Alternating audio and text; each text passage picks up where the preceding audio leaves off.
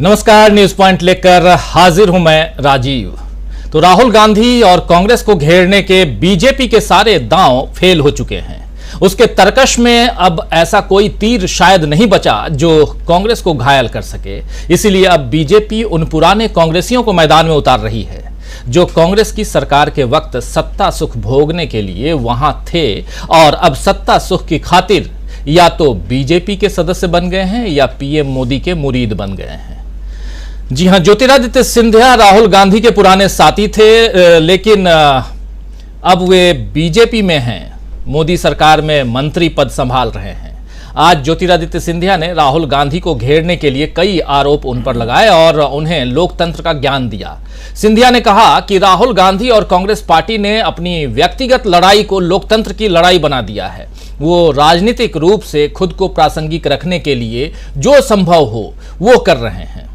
इसकी जितनी आलोचना की जाए कम है। ज्योतिरादित्य सिंधिया यही नहीं रुके, बल्कि उन्होंने आगे कहा कि कांग्रेस की कोई विचारधारा नहीं है, इनकी केवल एक विचारधारा बची हुई है और वो है देशद्रोह की विचारधारा। जी हां, देश के विरुद्ध काम करने की विचारधारा। ये सब कह रहे थे ज्योतिरादित्य सिंधिया। लगभग 17 मिनट तक ज्योतिरादित्य सिंधिया अपनी प्रेस कॉन्फ्रेंस में राहुल गांधी और कांग्रेस को कोसते नजर आए। 17 मिनट से 2 मिनट आपके पास लेकर आया हूं। ज्यादा 17 मिनट सुनने की जरूरत नहीं है, लेकिन 1.5-2 मिनट सुन लीजिए। उनकी जुबानी ज्यादा आप लोगों को समझ में आए कि क्या कुछ कह रहे थे और चर्चा आगे बढ़ाते हैं। सुनिए ज्योतिरादित्य सिंधिया को। पिछले कुछ दिनों में जिस तरीके से श्री राहुल गांधी और कांग्रेस पार्टी ने जहां एक तरफ न्यायतंत्र पर दबाव और धमकी की विचारधारा के साथ कार्य किया है और जिस तरह उन्होंने अपनी व्यक्तिगत कानूनी लड़ाई को एक लोकतंत्र की कानूनी लड़ाई के रूप में प्रेषित करने की कोशिश की है, उससे एक बात तो स्थापित हो चुकी है कि कांग्रेस पार्टी इस देश में लोकतंत्र के साथ खिलवाड़ करने में और नई लो पर जाने में कोई कमी नहीं छोड़ेगी। जिस तरीके से they are trying to do everything possible to stay politically relevant और अपने आप को मैं ये कहूंगा कि एक लोकतंत्र की लड़ाई नहीं लेकिन एक स्वार्थ की लड़ाई लड़ी जा रही है, इसकी हम जितना निंदा करें वो कम होगा। आप सब वाकिफ हैं कि ये पहली बार नहीं है कि कोई व्यक्ति, कोई सांसद की संसदीय सदस्यता को बर्खास्त की गई है। पिछले 10 वर्षों में कई लोग इस सूची में शामिल हैं। जयललिता जी हैं, आजम खां हैं, कांग्रेस के सांसद रशीद मसूद हैं। पर ये क्या कारण है कि इस बार इतना हंगामा किया जा रहा है?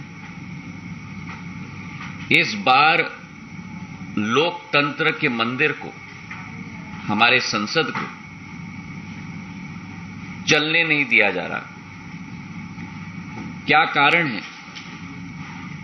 कि इस बार काले कपड़े पहनकर लोग अपनी प्रस्तुतिकरण कर रहे हैं, जबकि ये। तो सुन रहे थे आप ज्योतिरादित्य सिंधिया को। ज्योतिरादित्य सिंधिया की इन बातों को सुनकर अब यकीन हो गया है दोस्तों कि वे पूरी तरह बीजेपी के रंग में रंग गए हैं। कांग्रेस की विचारधारा पर सवाल, राहुल गांधी की राजनीति पर सवाल और सबसे बढ़कर देशद्रोही वाली बात कहना, यही सब तो बीजेपी के बाकी नेता भी करते रहे हैं। अब सिंधिया उसी बात को आगे बढ़ाने में की कोशिश कर रहे हैं और उसको आगे बढ़ाने के लिए आए हुए हैं। हालांकि कांग्रेस की तरफ से ज्योतिरादित्य सिंधिया की टिप्पणियों का माकूल जवाब दे दिया गया है और साथ ही पवन खेड़ा ने तो पीएम नरेंद्र मोदी को सावधान रहने की सलाह भी दे दी है कि सिंधिया कांग्रेस के लिए वफादार नहीं रहे तो वे आपके लिए भी वफादार नहीं रहेंगे। लेकिन पवन खेड़ा यही नहीं रुके, पवन खेड़ा ने गुलाम नबी आजाद को भी घेरा। क्या कुछ कह रहे थे पवन खेड़ा, जरा सुन लीजिए। कि जिस पार्टी ने एक कार्यकर्ता को इतना बड़ा नेता बनाया, ऐसे ऐसे पद दिए कि वो एक कद्दावर नेता की श्रेणी में आ जाए, आज वो उसी पार्टी को कोस रहे हैं। बुरा लगता होगा, उन्हें भी बुरा लगता होगा, हमें पूरा भरोसा है उन्हें बुरा लगता होगा। आप सबने बचपन में एनसीईआरटी या जो भी पढ़ा होगा, बाबा भारती और डाकू खड़क सिंह की वो कहानी जरूर पढ़ी होगी। हार की जीत नाम था कहानी का, बचपन में मैंने पढ़ी थी, कोर्स बुक्स में होती थी। कैसे डाकू खड़क सिंह दीनहीन अवस्था में भेष बदल के अपाहिज का भेष बनाकर सड़क के किनारे पड़ा हुआ था और बाबा भारती अपने प्रिय घोड़े सुल्तान पर सैर करने निकले हुए थे। डाकू खड़क सिंह ने उनको गुहार लगाई कि रुकिए, मेरी मदद कर दीजिए, मुझे वैद्य तक ले जाइए। बाबा भारती ने डाकू खड़क सिंह को घोड़े पर बैठाया और अचानक डाकू खड़क सिंह ने असली रूप दिखाया और घोड़ा लेके भाग गया। जब वो भाग रहा था तो बाबा भारती ने उसे रोका, घोड़ा ले जाओ, नहीं चाहिए अब घोड़ा। लेकिन मेरी एक बात सुनते जाओ, किसी को इस वाकये का जिक्र मत करना, नहीं तो लोग एक दूसरे पर विश्वास करके एक दूसरे की मदद करना बंद कर दें। ये कहानी हम सब के लिए बहुत आवश्यक है। हम सब जो कार्यकर्ता इस पार्टी के लिए लड़ रहे हैं, हमारे नेतृत्व के लिए लड़ रहे हैं, हमारी विचारधारा के लिए लड़ रहे हैं, आज हमारा नेतृत्व हम पर किस मुंह से विश्वास रखेगा जब 50 साल पुराने नेता जिनको इतने पदों से नवाजा गया वो ऐसा धोखा दे सकते हैं? तो बताइए हम पर किस तरह से हमारा नेतृत्व भरोसा करेगा? हम सबका भरोसा तोड़ा, पार्टी का भरोसा तोड़ा है। खैर, जो हुआ सो हुआ। जब इन्होंने पार्टी छोड़ी थी तो एक टिप्पणी की थी कि आज मैं आजाद हो गया हूं। 2 दिन से जो इनकी टिप्पणियां हम सुन रहे हैं तो हमें भरोसा हो गया है कि आप गुलाम हो गए हैं, आजाद नहीं हुए। तो आप सुन रहे थे पवन खेड़ा को। पवन खेड़ा दरअसल ज्योतिरादित्य सिंधिया से पहले कल पूर्व कांग्रेसी नेता और अब डेमोक्रेटिक प्रोग्रेसिव आजाद पार्टी बनाने वाले गुलाम नबी आजाद के बारे में बात कर रहे थे और उन्होंने भी मौजूदा कांग्रेस के नेतृत्व की बुराई करते हुए पीएम नरेंद्र मोदी की तारीफों के कसीदे कल पढ़े हैं और उन्हें स्टेटमेंट बताया है। और इन तमाम बातों को लेकर के पवन खेड़ा यहां प्रेस कॉन्फ्रेंस कर रहे थे। एक तरफ ज्योतिरादित्य सिंधिया और दूसरी तरफ गुलाम नबी आजाद। गुलाम नबी आजाद पर आज सुबह दिग्विजय सिंह ने ट्वीट किया। दिग्विजय सिंह ने गुलाम नबी आजाद को जवाब देते हुए ट्वीट में क्या कुछ कहा है, जरा सुनिए, देखिए। गुलाम नबी भाईजान, आप कांग्रेस को क्या एक्सपोज और डिमोलिश करेंगे? लिख रहे हैं दिग्विजय सिंह, सांसद हैं कांग्रेस पार्टी से राज्यसभा के, लिख रहे हैं कि क्या आप कांग्रेस को एक्सपोज और डिमोलिश करेंगे? पहले कश्मीर में अपनी पार्टी को तो बचा लीजिए। 40 साल कांग्रेस में रहकर आपने पार्टी के साथ दगा कर दिया। अब भाजपा व मोदी जी की बैसाखियों के सहारे क्या हासिल कर लेंगे? दिग्विजय सिंह ने यह ट्वीट किया और इसके बाद अभी शाम होते होते दिग्विजय सिंह के बाद जयराम रमेश ने भी गुलाम नबी आजाद और ज्योतिरादित्य सिंधिया पर हमला बोला। और ट्वीट में क्या कुछ लिखा है वो आपके सामने है। गुलाम नबी आजाद और ज्योतिरादित्य सिंधिया दोनों ही कांग्रेस सिस्टम और पार्टी नेतृत्व के बड़े लाभ भोगी रहे हैं, लेकिन अब हर गुजरते दिन के साथ वे प्रमाण देते हैं कि इस उदारता के वे योग्य नहीं थे। वे अपना असली चरित्र दिखा रहे हैं जिसे उन्होंने इतने लंबे समय तक छुपा कर रखा था। दोनों के बारे में लिख रहे हैं, गुलाम नबी आजाद और ज्योतिरादित्य सिंधिया, दोनों के बारे में जयराम रमेश। तो दोस्तों देखिए, यह संयोग नहीं है कि कांग्रेस और राहुल गांधी पर पुराने कांग्रेसियों के हमले ऐसे वक्त हो रहे हैं जब राहुल गांधी मानहानि मामले में राहुल गांधी पर हुई कार्रवाइयों के कारण जनमत कांग्रेस के पक्ष में झुका हुआ दिख रहा है। कर्नाटक चुनाव है अभी और कर्नाटक चुनाव में कांग्रेस मजबूत और बीजेपी कमजोर दिख रही है। वैश्विक स्तर पर मोदी सरकार की किरकिरी हो रही है और मोदी जी अपनी छवि बचाने के लिए कुछ खास कर नहीं पा रहे हैं। इसीलिए बीजेपी राहुल गांधी की छवि बिगाड़ने में लगी हुई है, लेकिन उसकी कोई चाल कामयाब नहीं हो रही। मोदी सरनेम वाली टिप्पणी को बीजेपी ने ओबीसी के अपमान से जोड़ना चाहा तो यहां भी वो उल्टा फंस गई है। दरअसल ओबीसी महासभा ने बीजेपी अध्यक्ष जेपी नड्डा को नोटिस भेजा है कि न तो गुजरात राज्य और न ही केंद्र सरकार की सूची में, लिस्ट में ओबीसी वर्ग में मोदी सरनेम कहीं दर्ज है। यानी कि चाहे गुजरात हो चाहे केंद्र की बात हो, कहीं भी ओबीसी की लिस्ट में मोदी सरनेम दर्ज नहीं है। राहुल गांधी ने सिर्फ मोदी शब्द का इस्तेमाल किया है, न कि ओबीसी वर्ग का। इसीलिए राहुल गांधी के मुद्दे पर ओबीसी विवाद में मोदी सरनेम के नाम पर ओबीसी वर्ग को नहीं घसीटा जाए, ये ओबीसी महासभा का कहना है। नोटिस भेज करके, और इन लोगों ने कहा कि लीगल नोटिस भेजेंगे। खैर, बीजेपी कांग्रेस को घेरने में जिन तरकीबों को उम्दा मान रही थी वो उसके लिए फंदा बन गई है। बीजेपी का तरकश खाली हो रहा है और सारे तीर बेकार हो रहे हैं। तो आइए दोस्तों, आज चर्चा करेंगे कि क्या कांग्रेस बीजेपी पर 21 साबित हो रही है? क्या बीजेपी से आगे निकल गई है कांग्रेस? क्या राहुल गांधी के मुद्दे पर हार जाएगी बीजेपी? चर्चा को आगे बढ़ाएं, लेकिन उससे पहले 2 और वीडियो आपको दिखाना चाहते हैं। एक वीडियो राज्यसभा की तस्वीर है, जहां कांग्रेस के अध्यक्ष मल्लिकार्जुन खड़गे ने जैसे ही अडानी का नाम लिया, माइक किसी और को थमा दिया गया। जरा देख लीजिए, आज की तस्वीर है, राज्यसभा की है।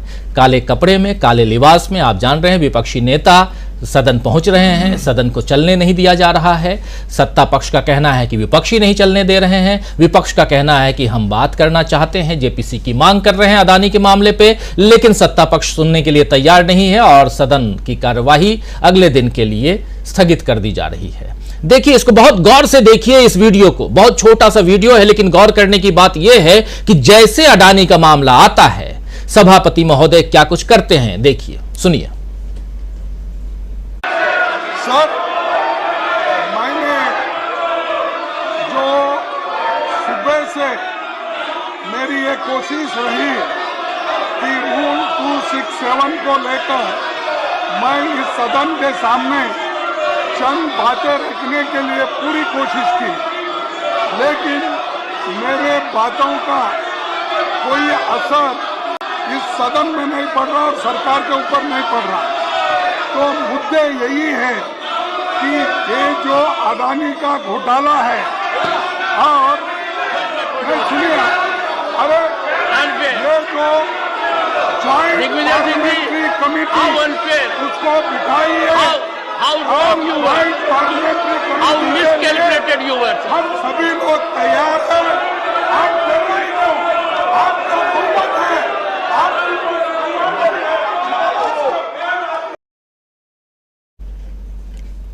दरअसल सवाल आउट ऑफ कोर्स पूछ दिया गया था। चर्चा आउट ऑफ कोर्स है, इसलिए आप बैठ जाइए, आप दूसरे बोलेंगे। और इधर राहुल गांधी से जब पूछा गया कि चीन के मामले पर आपका क्या कहना है, तो उन्होंने कहा कि अदानी जी की शेल कंपनी में जो 20,000 करोड़ रुपए आए हैं वो किसके हैं। जरा सुन लीजिए राहुल गांधी को। It's a very simple thing. ये जो 20,000 करोड़ रुपए अदानी जी की शेल कंपनीज में हैं, ये किसके हैं? ये बेनामी है, किसके हैं? तो ये बेनामी हैं, ये किसके हैं बताइए। चीन की बात तो हम कर ही रहे हैं, सवाल चीन पे था, लेकिन अदानी, यानी मुद्दा अदानी है। मुद्दा जो है वो मेन मुद्दा अदानी है। लेकिन अदानी के मामले से खुद को बचाने के लिए कितने तीर छोड़ेगी बीजेपी, और उन सब के जवाब कांग्रेस के पास किस कदर हैं, वो आप लोगों के सामने हम रोज रख रहे हैं। और ये यहां कांग्रेस की बात इसलिए करना जरूरी है क्योंकि मुख्य विपक्षी पार्टी है और वही सीधी टक्कर दे रही है बीजेपी को, यानी सत्ता पक्ष को। तो कांग्रेस की बात न करें तो किसकी बात की जाए? आम आदमी पार्टी की, या टीएमसी की, या किसी और की, केसीआर की?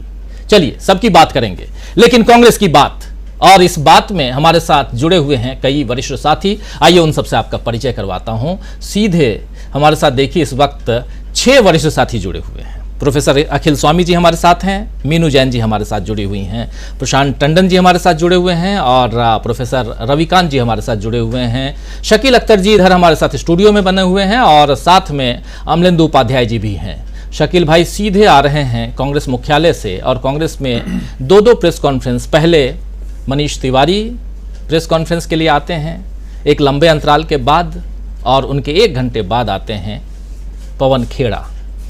मनीष तिवारी से पूछा गया ज्योतिरादित्य सिंधिया के बारे में, तो उन्होंने जो बातें कही लगभग वही बातें थीं जो पवन खेड़ा ने बातें रखी अपनी, या दूसरे कांग्रेस के नेता जैसी बातें कर रहे हैं। लेकिन जब मनीष तिवारी से गुलाम नबी आज़ाद के बारे में पूछा गया तो उन्होंने हवाला दिया कि किताब अभी पढ़ी नहीं है।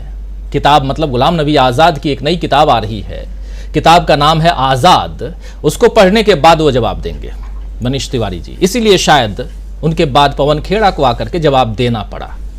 लेकिन बात यहां मनीष तिवारी की नहीं है या पवन खेड़ा की नहीं है, बात यह है कि कांग्रेस के खिलाफ गुलाम नबी आज़ाद को और अब ज्योतिरादित्य सिंधिया को क्यों खड़ा किया गया है, और सीधा वार जो है वो राहुल गांधी पर क्यों है, ये अब समझने की कोशिश करते हैं। आइए सीधे चलते हैं प्रोफेसर अखिल स्वामी जी आपके पास। पहली प्रतिक्रिया। जब मैं ये सोचता था कि अगर भगवान मुझसे कहें कि एक वरदान मांगो, तो मेरे दिमाग में आता था क्या वरदान मांगूंगा। आज मैंने सिंधिया जी को सुना तो मैं ये वरदान मांगूंगा कि मुझे सिंधिया जी जैसा मत बनाना, क्योंकि मुझे आज झांसी की रानी लक्ष्मीबाई की बड़ी याद आ रही थी। खूब लड़ी मर्दानी, वो तो झांसी वाली रानी थी। ये जो व्यक्तित्व मैं देख रहा हूं भारतवर्ष के, मैंने नहीं देखे, मैंने जयचंद नहीं देखे। जयचंद तो थे, कहते हैं कि हिंदू थे। मीर जफर के बारे में कहते हैं कि वो मुसलमान थे। अब वो इतिहास के पात्र थे। मैं न मीर जफर को जानता न जयचंद को जानता, इतिहास को पढ़ा, लेकिन हो सकता है मीर जफर का नाम निकल जाए, अब केवल जयचंद को हम लोग याद करें, क्योंकि जितने मुसलमान और मुगल वंश था उनका तो अब ऐतिहासिक पुस्तकों से नाम हट जाएगा। तो मैं ये सोच रहा था कि मीर जफर और जयचंद को मेरे को देखने का मौका कैसे मिलेगा। अरे जिस पार्टी ने आपको जीवन दिया, जिसने आपको जीवंत होने का मौका दिया, जिससे आप पले बढ़े और जिसके आगे बलबूते पे आप बढ़े, आज उसके खिलाफ कुछ तो शर्म कर लीजिए। अगर इतिहास की पुस्तकें हमने पढ़ी हैं, वो राजा भी ऐसे लोगों को कभी मान सम्मान नहीं देते जिन्होंने उनके साथ हमेशा न्याय किया है, उनको सम्मान दिया है। उनके साथ धोखाधड़ी करें, उन पे कभी सम्मान नहीं करते। ये लोग क्या इतने बुजुर्ग हो गए, इतने बड़े हो गए, इतने अनुभवी हो गए, इनको ये बात समझ में नहीं आती। देखिए, वास्तविकता में ये लोग जो कर रहे हैं, ये राहुल गांधी के हाथ को मजबूत कर रहे हैं। ये उस प्रतिकूल परिस्थिति को जनता समझ रही है कि राहुल गांधी किस प्रतिकूल परिस्थिति में संघर्ष कर रहे हैं। बहुत आसानी से हम लोग एज ए पैनलिस्ट जो है राहुल गांधी की और कांग्रेस की गलतियां निकाल लेते हैं।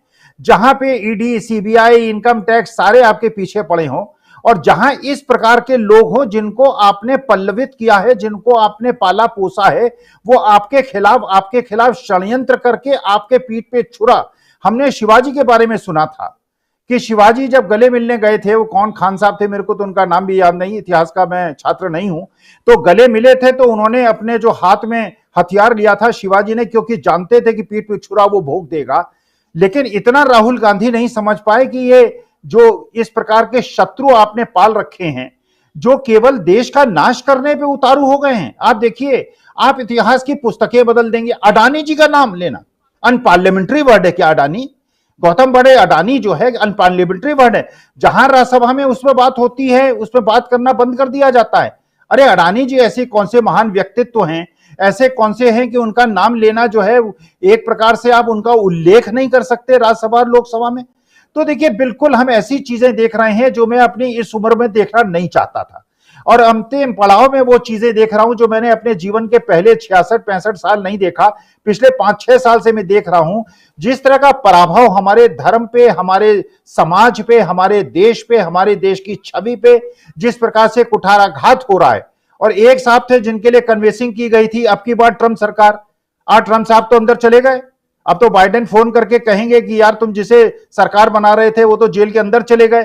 तो अभी तो हम एक इजराइल की बात करते थे, अब हम जो है जापान की बात करते थे। तो मैं तो देखिए, एक सीधी सी बात है राजीव जी, आपके दफ्तर जब आऊंगा तो कृपा करके हाथ जोड़ के प्रार्थना करूंगा मेरे झप्पी कोई न लगे, क्योंकि जिसके ये लोग झप्पी लग जाते हैं, आज तो भारतीय समाज में इतनी समस्या हो गई है, जिससे गले जहां जहां चरण पड़े संतन के होवे बंटाधार। तो संत लोगों को दूर से प्रणाम करूंगा, कोई मेरे गले न लगे, कोई मेरे झप्पी न लगे, अब किसी को छूने नहीं दूंगा, क्योंकि एक प्रकार का ऐतिहासिक वातावरण बन गया है। अरे आप गले पड़ते हैं लोगों के, और गले पड़ के आप जो है बेचारों का नाश कर देते हैं। ना कहा होता बाइडेन जीत गए होते, बाइडेन आपके मित्र होते, आपने ट्रंप को दोस्त बना लिया, ट्रंप जेल चला गया, नेतन्याहू साहब ऐसे ही परेशान है, जापान के जो थे वो तो बेचारे जो है शहीद हो गए। तो आप कृपा करके अब नॉर्थ कोरिया ऐसा कीजिए, नॉर्थ कोरिया वालों से दोस्ती कर लीजिए और चीन वालों को 2-4 बार और झूला झूला दीजिए, 2-3 बार झप्पी झप लीजिए, जिससे उसका भी नाश हो जाए।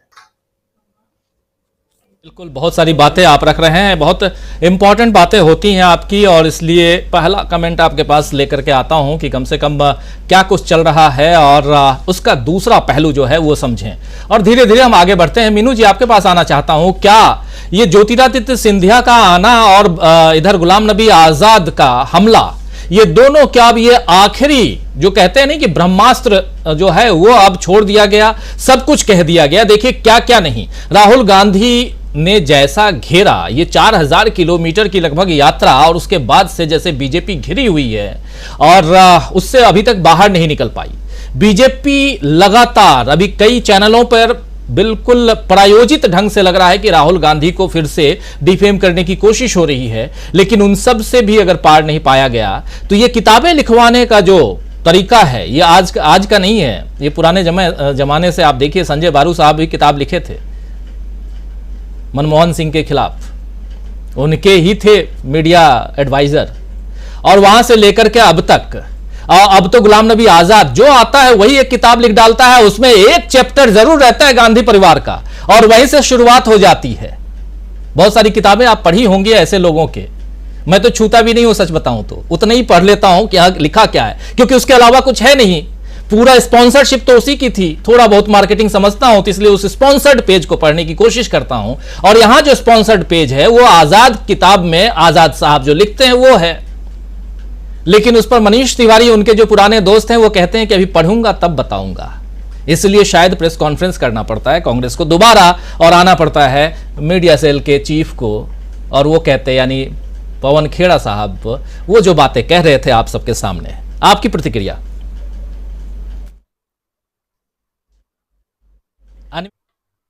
अनम्यूट। जी राजीव जी, जो ये हो क्या रहा है कि इन्होंने जो राहुल गांधी की सदस्यता को खत्म कर दिया, संसद से बाहर निकाल दिया राहुल गांधी को, तो उसके बावजूद भी अडानी का मुद्दा कांग्रेस मरने नहीं दे रही है। अडानी का भूत सिर के ऊपर नाच रहा है मोदी जी के, और राहुल गांधी की सदस्यता को खत्म करने पे जो इन्होंने जो सोचा था वो बुमरैंग हो गया, वापस इनके ऊपर आके पड़ा है कि राहुल गांधी के प्रति उल्टे सिंपैथी लोगों की बढ़ गई है। और आप शायद, पता नहीं मुझे ये आंकड़ा सही है नहीं सही है, कि ये कहा जा रहा है कि करीब 30,000 लोगों ने अपने घर राहुल गांधी के नाम कर दिए हैं, बड़े बड़े बंगले, बड़े बड़े एस्टेट्स, कि भाई तुम यहां रहो आके। तो ये दिखाता है कि आप जिस राहुल गांधी को इस देश के राजनीतिक परिदृश्य से बिल्कुल मिटा देना चाहते हो, वो दोबारा से वापस लौट के आता है। वो पाश का एक कविता की लाइन है कि मैं तो घास हूं तुम्हारे हर किए धरे पर उगाऊंगा। तो इसी तरह राहुल गांधी है, घास की तरह इनको जितना कुचलने की कोशिश की जा रही है वो घास की तरह दोबारा से फिर उगाते हैं। तो वो अब उनको समझ नहीं आ रहा है करें तो क्या करें। उन्होंने अपनी पूरी आर्मी लगा के देख ली, उनके जो प्रवक्ता हैं, बदजबान जो उनके मंत्री हैं, एक से एक चॉइसेस्ट ऑफ एक्सप्लेटिव्स, गंदी से गंदी गालियां, शब्दों का इस्तेमाल, न केवल राहुल गांधी, पूरे गांधी परिवार के प्रति, कांग्रेस के प्रति, मतलब हर चीज में हर चीज की आलोचना वो कर चुके हैं। लेकिन उसके बावजूद भी कांग्रेस जो है इस बार गजब का जो जिसको कहते हैं ना रेजिलियंस दिखा रही है, जबरदस्त रेजिस्टेंस दे रही है कांग्रेस, और चुप होने का नाम नहीं ले रही है। उससे उनकी जो असेसमेंट है वो लगातार गलत पड़ती जा रही है कि ये लोग तो चुप होने का नाम ही नहीं ले रहे हैं। अदरवाइज तो आपने देखा होगा आज से साल भर पहले भी ऐसा होता था कि कांग्रेस चुप हो जाती थी या कोई प्रतिक्रिया नहीं आती थी तो ढीली ढाली प्रतिक्रिया आती थी। अब इसमें उसकी काट क्या लाई गई कि अब ये करो कि भी पुराने कांग्रेसियों को जो कि गांधी परिवार के नजदीक रहे थे उनको लाओ और वो इनको गालियां दे राहुल गांधी को, तो शायद कुछ बात बने। लेकिन उसमें हुआ तो फिर वही हुआ कि जो ज्योतिरादित्य सिंधिया जो देशद्रोह या उन राहुल गांधी की देशभक्ति के ऊपर सवाल उठा रहे हैं, उनको फिर वो बेकार में अपने पुराने इतिहास को पन्ने उखड़वाते हैं। जैसे अभी प्रोफेसर अखिल स्वामी ने कहा कि झांसी की रानी का प्रकरण सामने तुरंत लोगों की जबान पे आ जाता है। इसी तरीके से गुलाम नबी आजाद 40 मतलब पार्टी ने क्या नहीं दिया, आप जो है आज वो कांग्रेस की वजह से है। और मैं एक बार को मैं ज्योतिरादित्य सिंधिया को तो मान भी लूं कि चलिए ये उम्र उनके पक्ष में और अभी उनको बहुत कुछ करने की इच्छा महत्वाकांक्षा रही होगी दिमाग में। मैं ये कहती हूँ कि गुलाम नबी आजाद तो अपनी पारी खेल चुके हैं, 80 को टच करने जा रहे हैं। अब भी क्या बचा है उनके दिल में जो चाहिए? मतलब वो हर एक नेता का एक प्राइम होता है भाई। किसी भी पार्टी का हर नेता तो प्रधानमंत्री राष्ट्रपति नहीं बन सकता ना, एक ही नेता बनता है। तो अब आजाद साहब को क्या चाहिए था और कांग्रेस से इतने टॉप के ऊपर रहे, तो वो ये एक मेरे हिसाब से तो बहुत जबरदस्त, मतलब कई बूढ़े कभी बड़े नहीं होते। गुलाम नबी आजाद उनमें से है, बूढ़े हो गए लेकिन बड़े नहीं हुए अभी भी। तो ये बहुत सारे होते हैं ऐसे बूढ़े, तो इतना उनको समझना चाहिए। अब किताब लिख दी और मैं आपको शर्तिया स्वामी जी बिल्कुल आपके प्रति बहुत सम्मान है। आप तो जो बातें कह रहे हैं इतनी ज्ञानप्रद, आपकी बातें तो आजाद साहब को सुननी चाहिए। उनके चक्षु खुल जाएंगे, सुरमा लग जाएगा उनकी आंख में, खुल जाएगी, रोशनी बढ़ जाएगी उनकी आंखों की। तो वो जो मैं और आपको शर्त के साथ बताती हूँ, मैंने किताब पढ़ी नहीं है, मैंने तो आज नाम ही सुना है कि भी किताब आ गई है। वो इतनी जल्दबाजी में और भागम भाग में वो किताब लिखी गई है कि उसमें बहुत सारी प्रूफ रीडिंग की ही गलतियां होंगी। मैं आपको शर्तियां बताती हूँ, आप मंगा लीजिए अभी।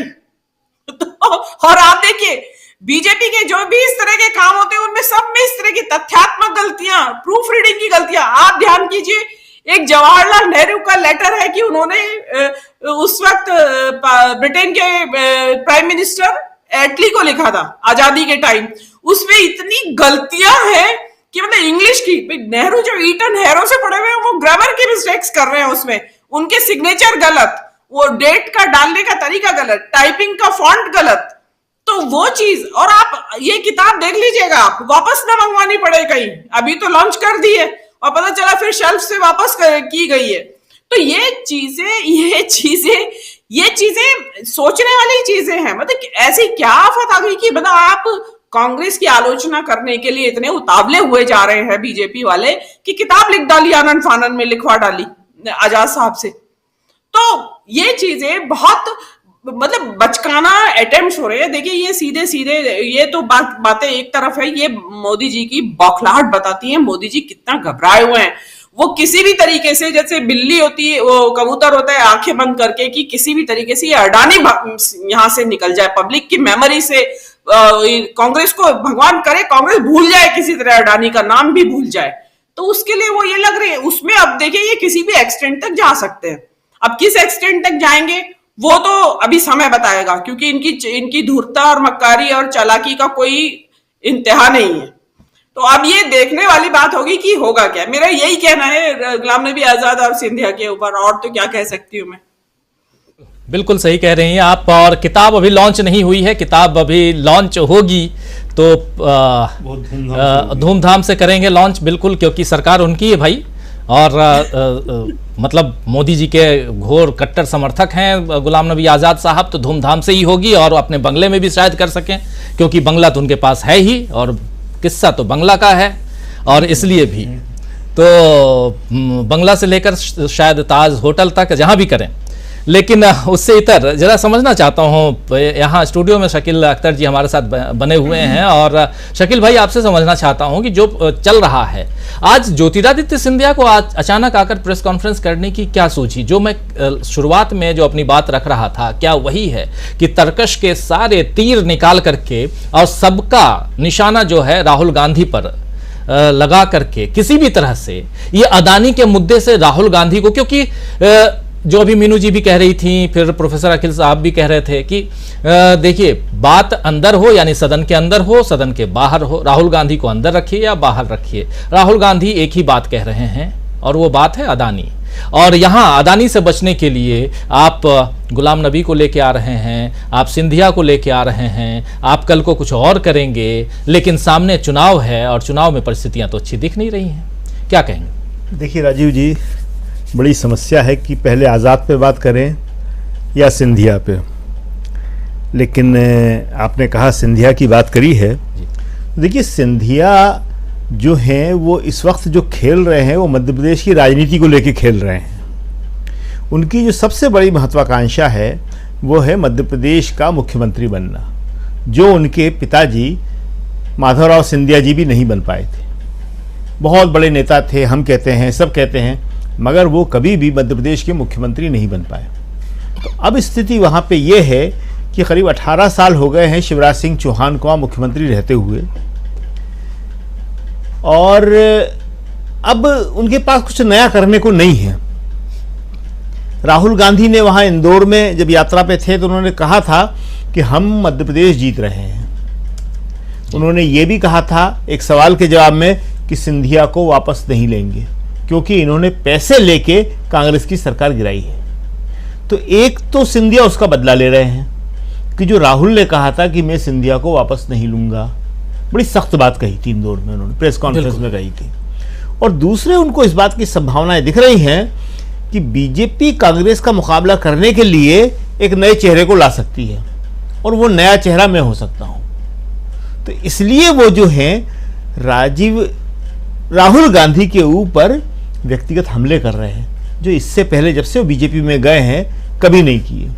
और आप मज़ेदार बात देखिए कि जब आदमी की महत्वाकांक्षा होती है, लालच होती है, बदले की भावना होती है, तो वो क्या कहता है उसे शायद कुछ खुद नहीं मालूम होता। वो कह रहे हैं कि ये राहुल गांधी की व्यक्तिगत लड़ाई है। अरे भाई, राहुल गांधी ने देश से पैसा लेके भागने वालों के खिलाफ आवाज उठाई थी। राहुल गांधी की व्यक्तिगत लड़ाई नहीं है ये कोई जमीन जायदाद की लड़ाई नहीं है महाराज साहब। हम कहना नहीं चाहते थे, हम आमतौर पे कहते भी नहीं हैं, लेकिन अब इतना बोल दिया सिंधिया जी ने तो हमें बताना पड़ रहा है कि जमीन जायदाद की लड़ाई में राजनीति तो आप लोग लाए थे। ग्वालियर महल की लड़ाई में आपकी दादी और आपके पिताजी में हमेशा लड़ाई होती रही और उसके अंदर कांग्रेस और बीजेपी दोनों पार्टियों को आपका परिवार लाता रहा। राहुल गांधी के पास तो कोई जमीन जायदाद ही नहीं है। राहुल गांधी की व्यक्तिगत लड़ाई कैसे हो गई? आप क्या सोच के बोल रहे हैं कि राहुल गांधी अपनी व्यक्तिगत लड़ाई में? अरे आपने अपनी व्यक्तिगत लड़ाई में क्या करा? फिर वही बात आती है कि सुनिए जी, कैलाश जोशी जो मध्य प्रदेश के सबसे पहले गैर बीजेपी के मुख्यमंत्री बने थे 1977 में, बड़े सीधे आदमी थे। जैसे आजकल हम कई बार इस संदर्भ में नाम लेते हैं तो यहाँ बीजेपी की राष्ट्रीय राजनीति के संदर्भ में कहते हैं राजनाथ सिंह जी हैं, तो कैलाश जोशी बड़े सीधे राजनीति के माने जाते थे। तो विजय राजे सिंधिया और माधवराव सिंधिया में बहुत झगड़ा चल रहा था उन दोनों जमीन का, महल का, तमाम जायदादों का, और आज तक चल रहे हैं। आज तक केस निपटे नहीं है, वो एक ही पार्टी में आ गए हैं मगर वो भी केस चल रहे हैं बहुत सारे। तो बीजेपी ने या इनकी दादी ने ज्योतिरादित्य सिंधिया की कैलाश जोशी को आमरण अनशन में बिठा दिया। अपनी जमीन जायदाद की लड़ाई में एक नेता किस स्तर का, इतने बड़े स्तर का कि जो मुख्यमंत्री बने थे वो आमरण अनशन में बैठ गए। बड़ी मुश्किल से उनको उठाया गया कि भाई दीवानी कैसे, ये ऐसे नहीं निपटेगा, ये आमरण अनशन से इसमें कुछ नहीं होगा। तो महाराज, जमीन जायदाद की लड़ाई में राजनीति आप लाते हैं, राहुल गांधी नहीं लाते। राहुल गांधी के पास, राहुल गांधी के पूर्वजों के पास एक आनंद भवन था, वो देश को दे चुके थे, मोतीलाल नेहरू ही दे चुके थे। और वो बता दें हम आपको, इतनी बात हो रही है, और मोतीलाल नेहरू ने कब दिया था? उन्होंने एक दिन नेहरू को, ये जवाहरलाल नेहरू को, अपने बेटे को ये कहते हुए सुन लिया था कि मैं पिताजी के बाद इसको देश को दे दूंगा। पिताजी ने कहा, बेटा तू क्या समझता है कि मैं नहीं दे सकता? तू बड़ा दानवीर बन रहा है, ये ऐतिहासिक तथ्य लिखा हुआ। और उन्होंने खुद मोतीलाल नेहरू ने दे दिया। अब राहुल गांधी के पास जो मकान है, और आप जो कह रहे थे कि अपने बंगले में भी गुलाम नबी आजाद कर सकते हैं, बंगला है, राजीव जी बंगला एक नहीं है, सरकारी बंगले 3 है गुलाम नबी के, गुलाम नबी आजाद के पास। एक दिल्ली के अंदर, एक साउथ एवेन्यू में, जी। एक जम्मू के अंदर और एक श्रीनगर के अंदर 1, 2, 3 सरकारी बंगले हैं। और राहुल गांधी से 1 महीने के अंदर बंगला खाली करने के लिए कहा जा रहा है कि आप संसद सदस्य नहीं रहे। और गुलाम नबी आज़ाद को शायद मुझे लगता है 3 साल हो रहे होंगे, बिल्कुल, करीब 3 साल हो रहे होंगे। हाँ, किताब लिखने में टाइम तो लगता है। तो ये जो है ज्योतिरादित्य सिंधिया की बात हो रही थी, और अभी स्वामी जी ने कहा, फिर मीनू जी ने कहा, तो हम तो थैंक्स देते हैं सुभद्रा कुमारी चौहान को, क्योंकि एक लाइन लग गई थी वो खाली, अंग्रेजों के मित्र सिंधिया ने छोड़ी राजधानी थी। न उससे आगे कुछ, न उसके पीछे कुछ। वो तो इतिहास में लिखा हुआ है, सुभद्रा जी लिख गई हो, तो जहां भी जिक्र होगा वो यही होगा, अंग्रेजों के मित्र सिंधिया ने छोड़ी राजधानी थी। तो अब ज्योतिरादित्य सिंधिया जी मुख्यमंत्री बनने के लिए ये सब कर रहे हैं। वो चाह रहे हैं कि बीजेपी उनको चेहरा बना दे। इसके लिए वो किसके ऊपर आरोप लगा रहे हैं? उस शख्स के ऊपर जिसने कितने लोग पार्टी छोड़ के गए। 9 साल में, 10 साल में राहुल आए थे 2004 में पॉलिटिक्स में। उसके बाद से राहुल ने कभी नहीं कहा, सिर्फ एक आदमी के लिए राहुल ने कहा कि ज्योतिरादित्य ये तो वो हैं जो मेरे घर कभी भी आ सकते थे। इतना विश्वास, बिल्कुल, इतनी लिबर्टी, इतनी छूट कि जो कभी भी आ सकते थे। उस आदमी ने न केवल राहुल को धोखा दिया, बल्कि आज वो राहुल के खिलाफ बोल रहे हैं। अब आप देखिए, दूसरे आजाद साहब की बात तो हम करें क्या। आजाद साहब को क्या नहीं दिया पार्टी ने, और ये थे क्या। 1977 में जब कांग्रेस हार गई, ये जम्मू में हुआ करते थे, और कहना नहीं चाहिए, एक बड़े छोटे से कार्यकर्ता थे। मुफ्ती मोहम्मद सईद पीसीसी चीफ थे। मुफ्ती साहब वो नेता थे कांग्रेस के जो सबसे लंबे समय तक प्रदेश कांग्रेस अध्यक्ष रहे। तो उन्होंने कहा, ये नौजवान लड़का है, यहाँ क्या करेगा। वो ले जाके इंदिरा गांधी के पास छोड़ गए थे। इंदिरा गांधी भी बहुत कार्यकर्ताओं को आगे बढ़ाने वाली थी। जिसे कहते कार्यकर्ता को हमेशा मदद करती थी। उन्होंने जाने कितने नेता बनाए हैं, कार्यकर्ता नवाज कह सकते हैं उन्हें। तो उसके बाद महाराष्ट्र से उन्हें चुरा उड़ाया, जितवाया। जम्मू कश्मीर से तो हमें अच्छी तरह याद है, 96 या 97 में फारूक अब्दुल्ला की मदद से राज्यसभा सदस्य बने थे पहली बार। 96-97 चुनाव था, नेशनल कॉन्फ्रेंस ने वोट दिए थे इनके, और तब ये बने थे। तो गुलाम नबी आजाद हमेशा जनरल सेक्रेटरी रहे, हमेशा केंद्र में मंत्री रहे, सारी सुविधाएं रही इनके पास। और अब राज्यसभा में उस दिन रोए ये कि अब मुझे कांग्रेस राज्यसभा नहीं दे रही है। कांग्रेस के पास खुद राज्यसभा नहीं है किसी के पास, किसको देगी कांग्रेस। तो इस स्थिति में ये सिंधिया हो, चाहे गुलाम नबी आजाद हो, जयराम ने अच्छा बोला है। जयराम का जो है वो अच्छा है कि ये सर्वाधिक लाभ पाने वाले बेनिफिशियरी थे दोनों के दोनों, और हम उदारतावश इन लोगों के बारे में कुछ बोलते नहीं थे। गुलाम नबी आजाद ने बोला था, ये कांग्रेसियों को भी याद नहीं रहता, इनकी याददाश्त भी थोड़ी कम है, इन्हें बाबा रामदेव की कोई जड़ी बूटी खाना चाहिए। कांग्रेस में रहते हुए इन कांग्रेसियों ने उनको कांग्रेस मुख्यालय में बुलाया था प्रेस कॉन्फ्रेंस करने के लिए। देख लें जरा, अगर सुन रहे हो, वे सुनते नहीं है ये लोग। बाद में आपकी जो जितना भी है सारा उसको बोलते हैं ये लोग, मगर सुनते नहीं है। खैर, तो कांग्रेस मुख्यालय में गुलाम नबी आजाद के शब्द थे, बेचारी सोनिया। कितना खराब शब्द है, बेचारी सोनिया। सोनिया बेचारी नहीं हो सकती। सोनिया लड़ने वाली महिला है। सोनिया हमेशा लड़ी और आज भी लड़ रही हैं। वो बेचारी कैसे हो सकती हैं? वो दया की पात्र नहीं हो सकती। उन्हें दया की पात्र बनाने की गुलाम नबी आजाद ने कोशिश करी थी। तो उन्होंने सही कहा कि उदारतावश हम इनको बहुत कुछ करते रहे। और जैसा कि आपने बताया था कि अभी मनीष तिवारी ने, जो काफी लंबे अरसे बाद कांग्रेस ने उन्हें बुलाया था, और जब उनसे पूछा तो उन्होंने प्रतिक्रिया नहीं दी, सिंधिया पे दी उन्होंने। गुलाम नबी आजाद पे कहा, नहीं अभी किताब आ रही है, मैं देखूंगा, पढ़ूंगा, वगैरह वगैरह। तो आज जरूरत इस बात की है कांग्रेस को कि कांग्रेस जो चले गए हैं उनको तो पहचाने। अभी भी उनके अंदर जो लोग बैठे हुए हैं, अभी कम नहीं है ऐसे लोग। आप ये मत समझिए, जिस दिन जरूरत पड़ेगी मोदी जी कांग्रेस के अंदर बैठे हुए लोगों से भी राहुल के खिलाफ बुलवा लेंगे, और फिर उसके बाद वो बोलते हुए कांग्रेस से अपना इस्तीफा दे देगा। तो आज की तारीख में कांग्रेस को ज्यादा सावधान रहने की जरूरत है, क्योंकि जिस जयचंद का जिक्र अभी स्वामी जी कर रहे थे, वो जयचंद यहां भरे हुए हैं और इनका एक ही काम है कि किसी भी तरह ज्यादा से ज्यादा सुविधा और सुरक्षा, कि मुझे कोई खतरा ना हो और मुझे अधिक से अधिक मिल सके।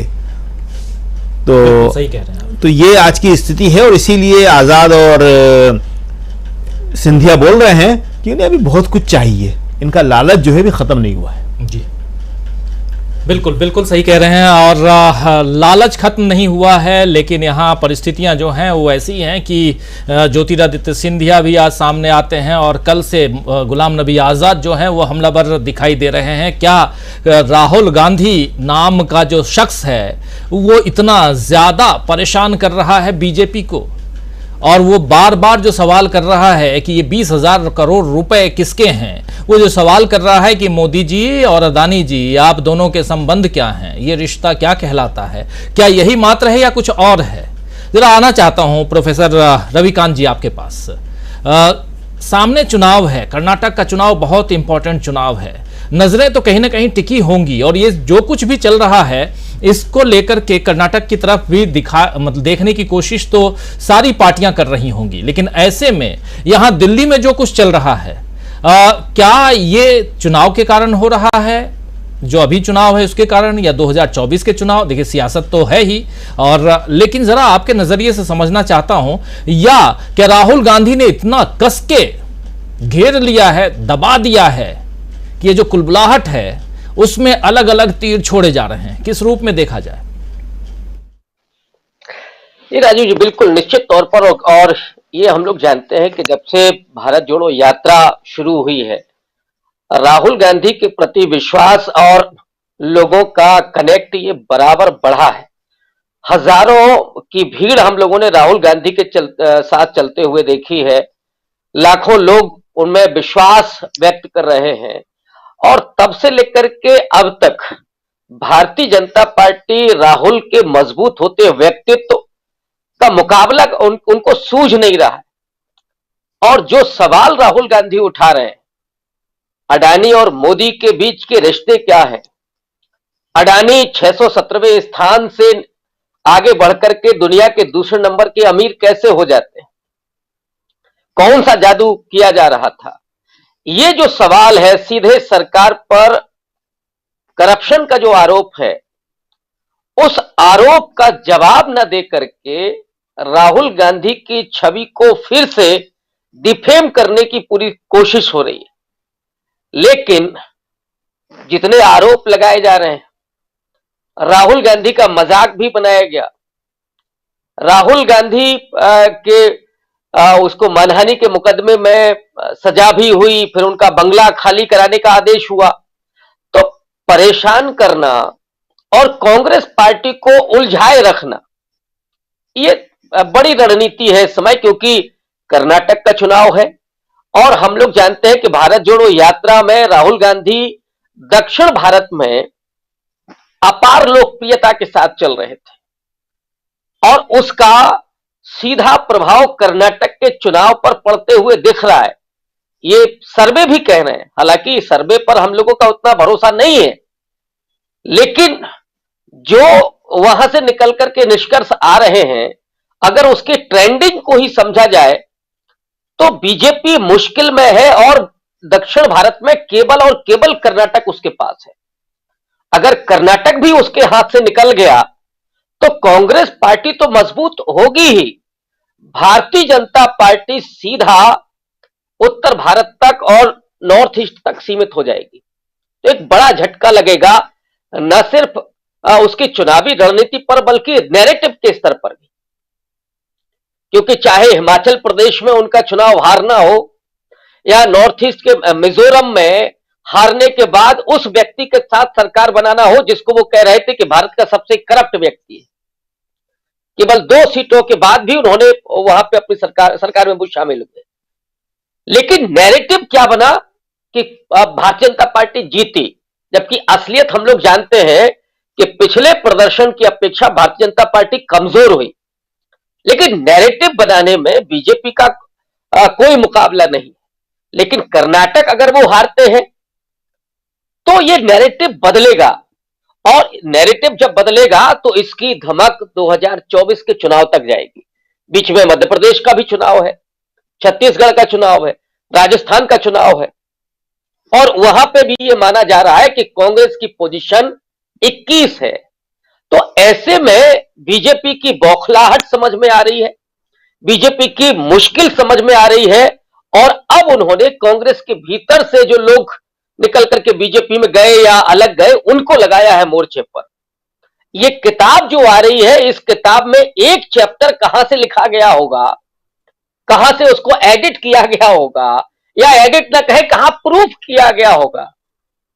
आप देखिएगा जब किताब आएगी प्रकाश में, और जो गांधी परिवार पर हमले होंगे, हालांकि वो जब गए थे उस समय उन्होंने प्रेस कॉन्फ्रेंस में राहुल गांधी को लेकर के जो जो टिप्पणियां की थी, वो कांग्रेस बर्दाश्त नहीं कर सकती। अब तो एक तो वो रास्ता बंद हो चुका है, चाहे सिंधिया चाहे गुलाम नबी आजाद का हो, और दूसरी तरफ मोदी जी का अपना वो सीबीआई को उन्होंने कह ही दिया कि सीबीआई और ईडी ये सब तो अब देश में पवित्रता की नदियां हो गई हैं, तो उसका भी डर है।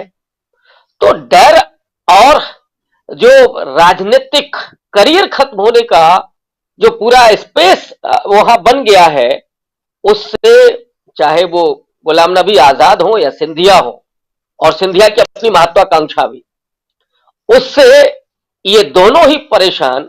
लेकिन असल में बीजेपी की अपनी वो पूरी गोलबंदी, और उस गोलबंदी के जरिए कांग्रेस को फंसाए रखना और राहुल गांधी की इमेज को डिफेम करना, ये बड़ी रणनीति लगती है। और इससे समझ में आता है कि कर्नाटक और उसके बाद के जो चुनाव है उसमें कांग्रेस बीजेपी कितने मुश्किल में दिखाई पड़ रही है। जी राजू जी, बीजेपी की मुश्किलें जो हैं वो कम होने वाली नहीं, इसलिए क्योंकि सामने चुनाव है, और बीजेपी का एम, और खासकर इन दोनों का, प्रधानमंत्री नरेंद्र मोदी और अमित शाह दोनों की नज़रों में जो आंख है वो चुनाव है, और चुनाव लड़ना है किसी भी हाल में। आना चाहता हूं प्रशांत टंडन जी आपके पास, और आपसे समझना चाहता हूं जो कुछ चल रहा है इसमें कहां पाते हैं आप कांग्रेस को और कहां पाते हैं आप बीजेपी को?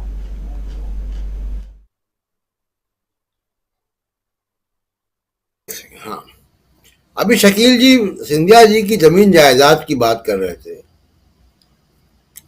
तो एक सज्जन है जिनका नाम है सुरेंद्र श्रीवास्तव। तो सिंधिया जी बीजेपी में आए कैसे, सिंधिया जी क्या कह रहे हैं राहुल गांधी के बारे में, और सिंधिया जी खुद बीजेपी में कैसे आए, उसकी भी जरा क्रोनोलॉजी हम लोग समझ लें।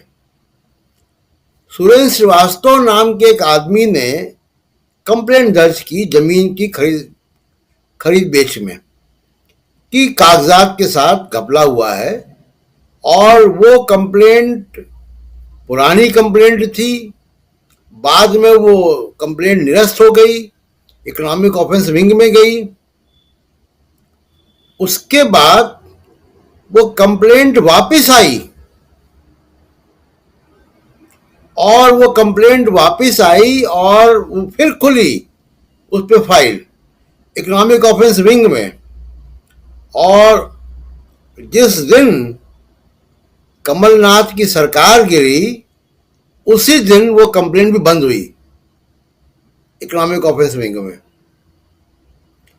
तो सिंधिया साहब किसी मजबूरी के तहत आए, और वो क्योंकि लैंड का घोटाला था, वो केवल सिविल सूट नहीं था, वो फोर्जरी था, वो दीवानी मामला नहीं था, वो फौजदारी मामला था, उसमें गिरफ्तारी भी होती, बहुत एम्बैरेसमेंट होता।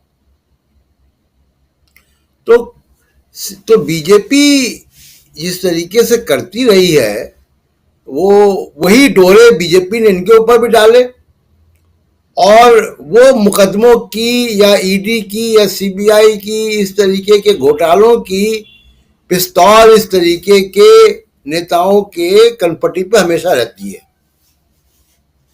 और इसी डर के वो बैठते हैं बेचारे कैमरों के सामने, क्योंकि वो कंप्लेंट फिर खुल जाएगी। भाई एक बार खुली, फिर बंद हुई, फिर दोबारा खुली कंप्लेंट, और फिर वो बीजेपी में गए, तो वो कंप्लेंट तीसरी बार पे तो खुल सकती है ना।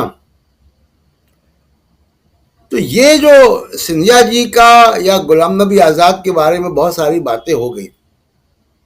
देखिए, मुख्य मुद्दा राजीव जी क्या है? मुख्य मुद्दा जो हमको दिख रहा है उससे बड़ा है। बीजेपी का जो आधार है, जो बीजेपी चुनाव, 2 चुनाव बीजेपी ने जीते हैं, जो मोदी जी का आधार है, जो राहुल गांधी पर वो आरोप लगा रहे हैं, क्यों ये ओबीसी का आरोप लगा रहे हैं? जरा इसको समझा जाए राजीव जी कि ये ओबीसी पे का अपमान किया राहुल गांधी ने, इसका आरोप क्यों लगा रहे हैं? बीजेपी के खिलाफ और कांग्रेस के इर्द गिर्द जो जमावड़ा जमा हो रहा है, वो सब ओबीसी पार्टियों का जमावड़ा जमा हो रहा है। जो सामाजिक न्याय मोर्चा बन रहा है स्टालिन का, वो ओबीसी समाज का है। उनकी डिमांड क्या आ रही है? जातिगत जनगणना। किसकी डिमांड है ये ओबीसी समाज की डिमांड है ना, क्योंकि जातिगत ट्राइबल समाज की होती है, मुसलमान की भी होती है। जिसकी नहीं होती है वो यही समाज है जिसके आरक्षण का आधार 1931 की जनगणना, अंग्रेज के जमाने की मंडल कमीशन का जो आधार है। मंडल कमीशन को में सबसे बड़ी राहत अर्जुन सिंह ने दी। एजुकेशन के रास्ते खुल गए, नौकरियां तो कम होती हैं, यूनिवर्सिटी कॉलेजेस में ओबीसी रिजर्वेशन से दरवाजे खुले। और अब कांग्रेस क्या कर रही है? अब कांग्रेस क्रीमी लेयर को रिवाइज कर रही है, ओबीसी डिपार्टमेंट बना रही है।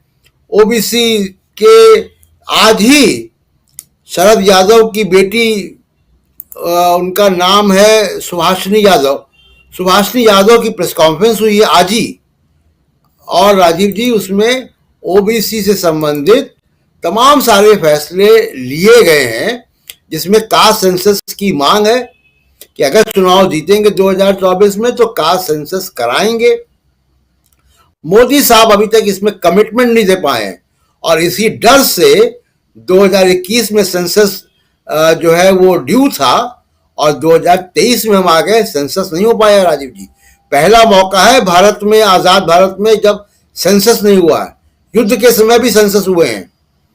उसके बाद national council of social justice की बात की है कांग्रेस ने, आज ओबीसी डिपार्टमेंट की बात की है, क्रीमी लेयर को रिवाइज करके 12 लाख करने की बात की है, 12 लाख रुपए सालाना इनकम।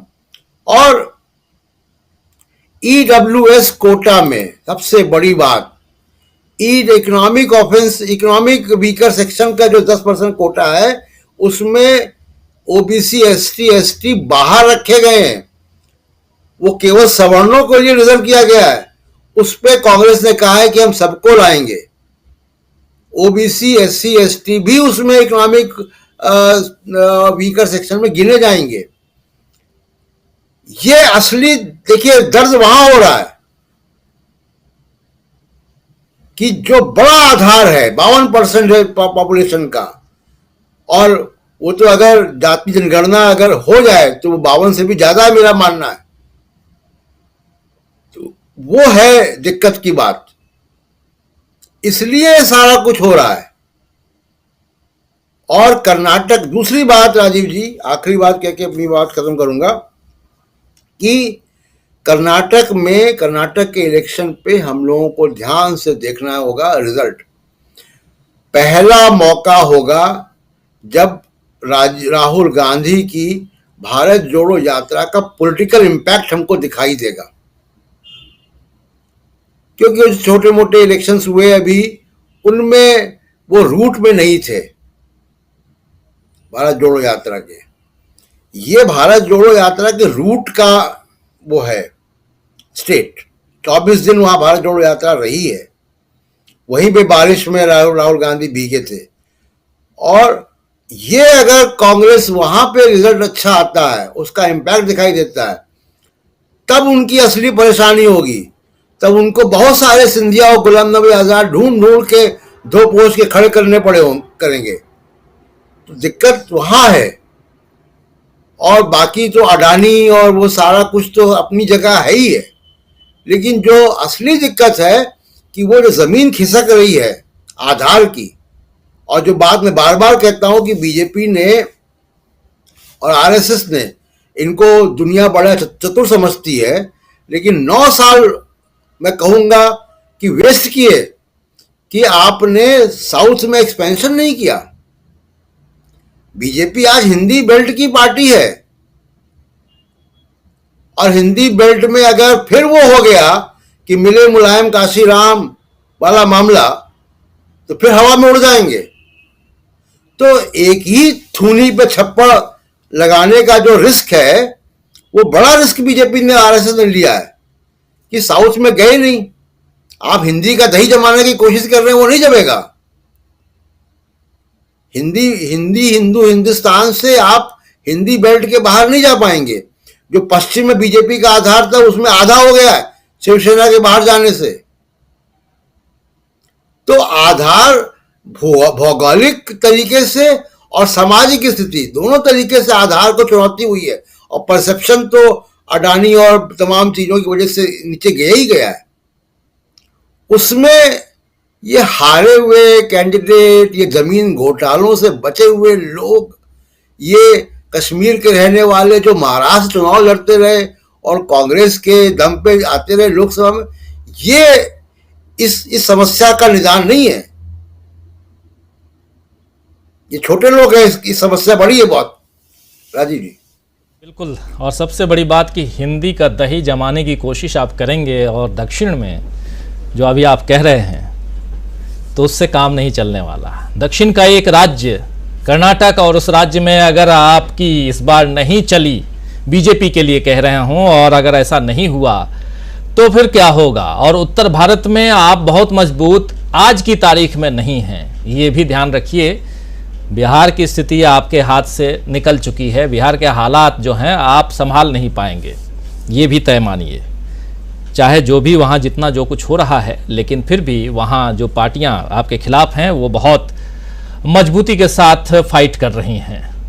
बिहार है, और उसके अलावा शुरुआत तो वहीं से होती है।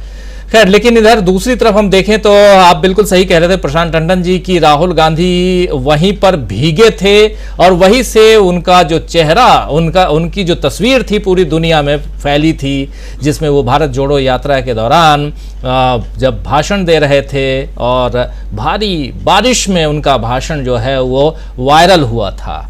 और ये वही कर्नाटक है, और उसी कर्नाटक में आने वाले समय में राहुल गांधी जो है फिर से मिशन कर्नाटक के लिए निकलेंगे। राहुल भी निकलेंगी, प्रियंका भी निकलेंगे। समय बहुत है, 10 मई को चुनाव है, तो अभी बहुत गुल खिलना बाकी है। लेकिन रूट पर ये पहला राज्य है जो भारत जोड़ो यात्रा की रूट पर था, और वहां चुनाव है। और इस कर्नाटक में उस भारत जोड़ो यात्रा का क्या इंपैक्ट हुआ है वो वहां की जनता 10 तारीख को बता देगी, और 13 तारीख को रिजल्ट आएगा।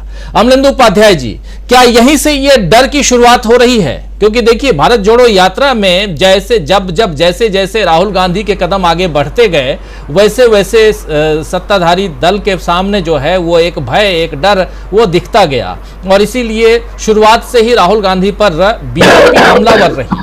लेकिन फाइनली बीजेपी को कश्मीर जब राहुल गांधी पहुंचे और समापन भाषण दे रहे थे, वहां तक कुछ मिला नहीं। और देखिए कि उसके बाद एक केस किया गया था, दिल्ली पुलिस उनके घर पहुंची थी। हम लोग भूल भी जाते हैं बहुत जल्दी मामले को। दिल्ली पुलिस पहुंची थी और पूछ रही थी, और लाव लश्कर के साथ पहुंची थी, ये बताने के लिए पूछने पहुंची थी कि नाम बताइए कि किन महिलाओं ने आपसे मुलाकात की और उन लोगों को क्या तकलीफें हैं, जिन तकलीफों की बात वो राहुल गांधी अपने भाषण में कर रहे थे। लेकिन यहां पर वो बात भी किनारे। अगर एक दिन जरा मैं आप लोगों से ही कहूंगा, प्रशांत टंडन जी आपके पास भी बहुत सारे आंकड़े रहते हैं, तो भारत जोड़ो यात्रा से लेकर अब तक राहुल गांधी पे कितने सारे अलग अलग वार किए गए, उन चीजों को अगर निकाला जाए तो देखेंगे कि ये धीरे धीरे एक छोटी पुस्तिका तो बन ही जाएगी, जिसको आगे चल के और फिर क्या वो पन्ने दोबारा पलटे जा रहे हैं, या उसको बिल्कुल वैसे ही रख दिए जा रहे हैं जैसे एनसीईआरटी की किताब, पुरानी किताब को रखिए, अब नई किताब आ रही है, जहां मुगलों के बारे में आप नहीं पढ़ेंगे, गांधी और गोडसे के बारे में भी शायद कुछ और पढ़ेंगे। अमलेंदु उपाध्याय जी, क्या वहीं से शुरुआत होती है भारत जोड़ो यात्रा से कर्नाटक चुनाव तक? निश्चित तौर पर राजीव जी, कर्नाटक जो है वो दक्षिण का अगर प्रवेश द्वार है तो भारतीय जनता पार्टी के लिए मुसीबतों का भी प्रवेश द्वार है। 40% कमीशन की सरकार जो है, जो राहुल गांधी बार बार आरोप लगाते रहते हैं, वो वहीं से शुरुआत होती है, कर्नाटक से ही। और कर्नाटक से लेकर के और अडानी तक वार जो है राहुल गांधी लगातार जो कर रहे हैं, वो भारतीय जनता पार्टी की जो पिच है, जिसपे मोदी जी आए थे कि अब की बार बहुत हुआ भ्रष्टाचार क्या पे वार, और अब की बार मोदी सरकार करके जो है, तो वहीं से वो पिच तैयार शुरू हो रही है कि भ्रष्टाचार की जो आपकी कथनी करनी का अंतर है वो साफ मालूम पड़ रहा है। और मुझे लगता है कि राहुल गांधी जब कोलार से शुरुआत करेंगे सत्यमेव जयते अपने अभियान की, तो भ्रष्टाचार जो है वो एक बड़ा मुद्दा जो है वहां होगा। अभी बीच में जब गए थे राहुल गांधी कर्नाटक, तब वहां भी तब भी उन्होंने भ्रष्टाचार की लेकर के बात की थी। तो भ्रष्टाचार जो है मुझे लगता है कर्नाटक में बड़ा मुद्दा होगा, और ये भारतीय जनता पार्टी के लिए परेशानी बढ़ाने वाला एक मसला है।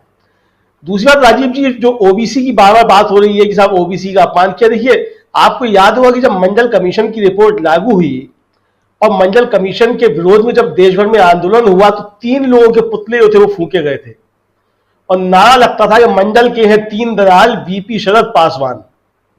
तो वीपी सिंह तो रहे नहीं, लेकिन शरद यादव और रामविलास पासवान दोनों के बंगले जो हैं वो इस सरकार ने किस तरीके से खाली करवाए हैं, ये ओबीसी का प्रेम इसका बताता है। रामविलास पासवान का बंगले का सामान तो सड़क पर निकलवा के बाहर फेंकवाया गया, और शरद यादव जी को भी था वो बेइज्जत करके उनसे बंगला खाली करवाया गया।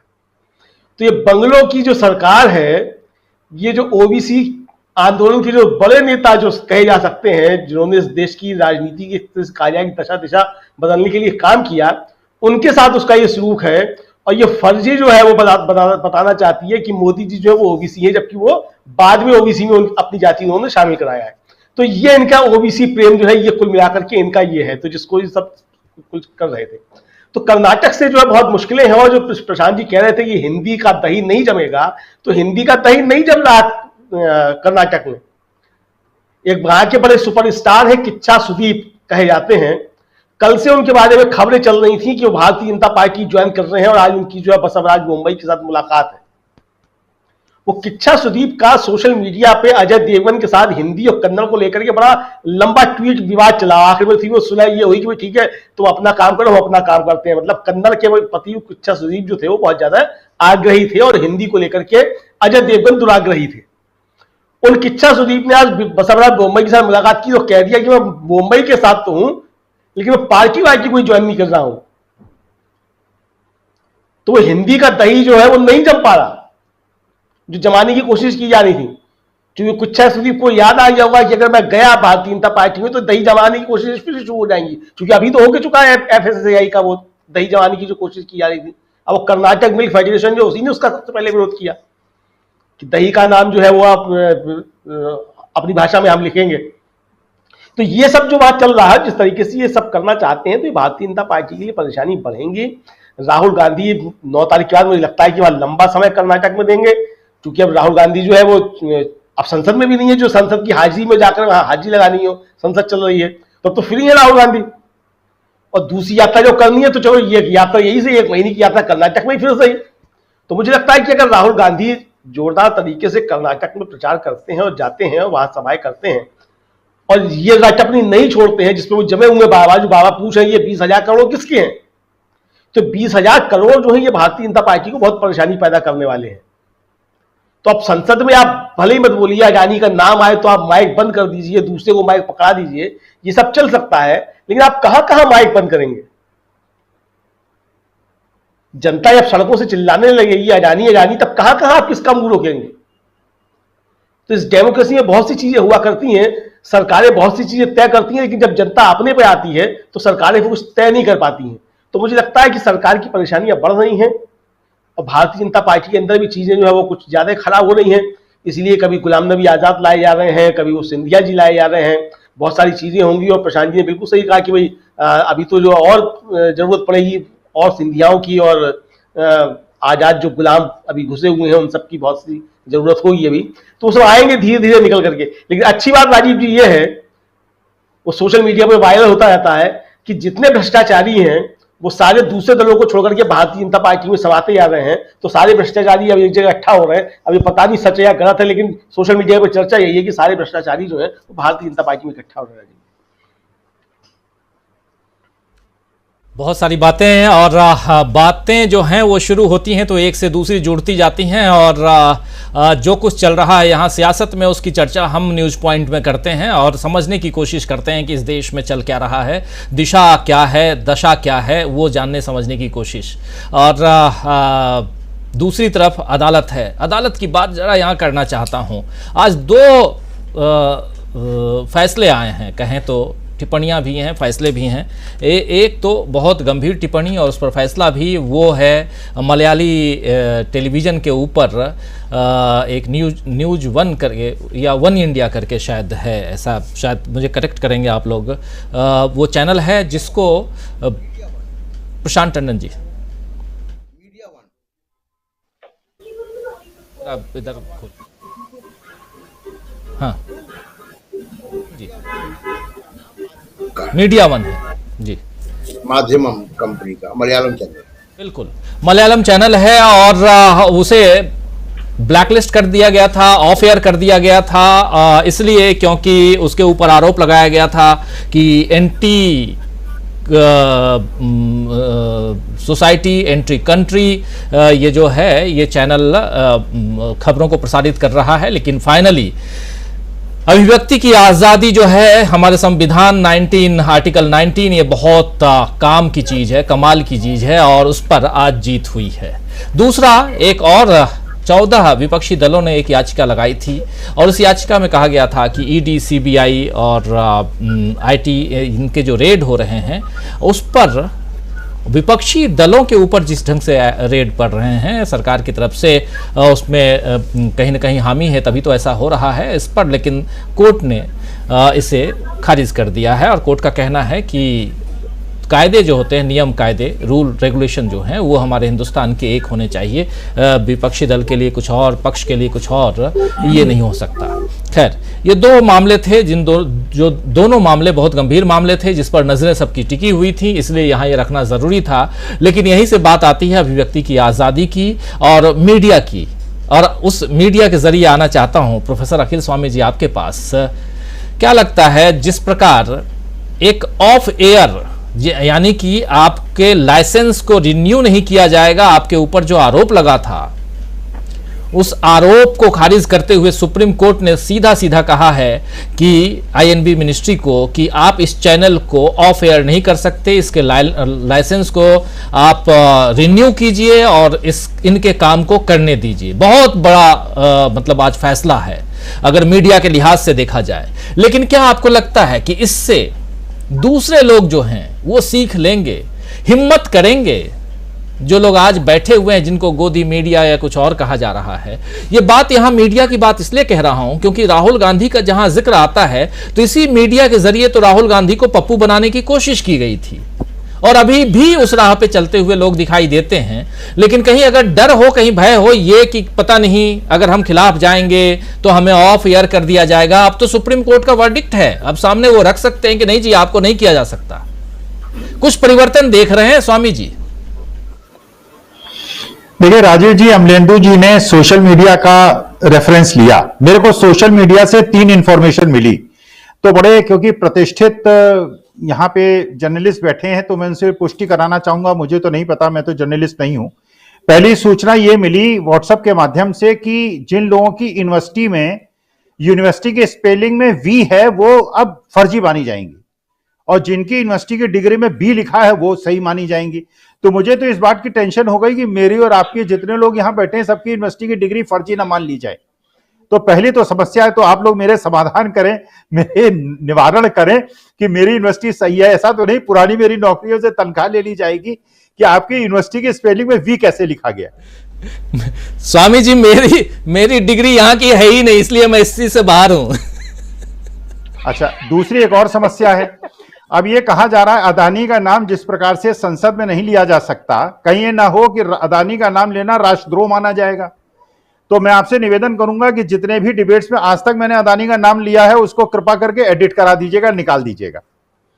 तीसरी एक और चीज पता चली, अब वो भी सच है कि नहीं वो टंडन साहब बताएंगे, रविकांत साहब बताएंगे। वो ये पता चली कि जिस डिग्री में जिन शास्त्री साहब का जिनका दस्तखत है उस डिग्री में एंटायर पॉलिटिकल साइंस में, उनका कार्यकाल 2 साल पहले ही खत्म हो गया था जिस साल में बताया गया कि उनके दस्तखत हुए हैं। तो अब मेरे को देखिए, मैं सोशल मीडिया पे विश्वास नहीं करता, मैं तो व्हाट्सएप का बहुत विरोधी हूं। तो आप लोग कृपा करके इसमें मुझे ये बताएं कि कहीं हम लोग कोई राष्ट्रद्रोह तो नहीं कर रहे अदानी का नाम लेकर, क्योंकि हम तो ये मानते हैं चाहे ओबीसी हो, चाहे दलित हो, चाहे ब्राह्मण हो, चाहे ठाकुर हो। अच्छा, एक चीज और पता चली कि अब ऐतिहासिक पुस्तकों से जितने बुरे लोग हैं, मुगल सारे बुरे थे, उनका नाम हटाया जा रहा है। तो रावण का नाम हटाया जाएगा कि नहीं? कंस का नाम हटाया जाएगा कि नहीं? दुर्योधन और जितने दुशासन है उनका नाम हटाया जाएगा कि नहीं? अरे जो हिंदू दुष्ट थे, जिनको हम जलाते हैं, जिनकी हम भर्त्सना करते हैं, जिनको हम धिक्कारते हैं, अगर इतिहास से उनका नाम नहीं हटाया जाएगा तो ये कैसे चलेगा? तो मेरे ख्याल से तो रावण को जलाना, ब्राह्मण लोग इसका विरोध करेंगे। रावण को अगर आप जलाएंगे तो आप ब्राह्मणों का अपमान करेंगे। अरे रावण गंदा आदमी था, उसने गंदा काम किया था, उसको जलाइए नहीं, उसको बुरी तरह से जलाइए। उसमें कैसे ब्राह्मण बुरा मान जाएंगे? तो कैसे अगर चोर को चोर कहने से किसी का अपमान होता है और कोई एक्ट लगता है तो भैया मैं माफी मांग लेता हूं, लेकिन मैं तो चोर को चोर कहूंगा और जो चोर हैं उनको चोर ही कहा जाना चाहिए। यही हमारी सनातन परंपरा है, यही हमारी भारत की परंपरा है। राजीव जी। जी प्रोफेसर रविकांत जी, बहुत सारे सवाल यहाँ छोड़ के निकले हैं प्रोफेसर अखिल स्वामी जी, जरा आप इसको आगे बढ़ाइए। देखिए, प्रोफेसर स्वामी जी ने जिन बातों को रखा है वो निश्चित रूप से आज पूरे देश में उन पर चर्चा हो रही है। और अगर अडानी नाम लेना राष्ट्रद्रोह है तो फिर सारे लोग संकट में होंगे। तो उससे तो अच्छा है कि इस देश का नामकरण ही अडानी कर दिया जाए। जो राहुल गांधी ने कहा कि साहब इस देश का मतलब क्या अडानी है, कह रहा था कि आप देश का अपमान कर रहे हैं, तो दे दीजिए, उनके ही हाथ दे दीजिए। खाम का वो होगा एक और चुनाव होगा। बेहतर यही है, देश में आप घोषित रूप से लोकतंत्र को खत्म कर दीजिए।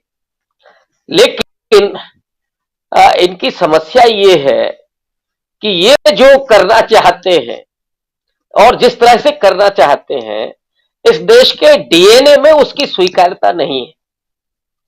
इसीलिए लगातार ये एक्सपोज भी हो रहे हैं और उसका प्रतिरोध भी हो रहा है। आप संसद में अगर माइक बंद कर रहे हैं तो सड़कें गुलजार हो रही हैं। जो कभी लोहिया जी कहते थे कि सड़कें सूनी हो जाती हैं तो संसद आवारा हो जाती है। अब संसद आपने ठप की, संसद बंद की तो सड़कें गुलजार है।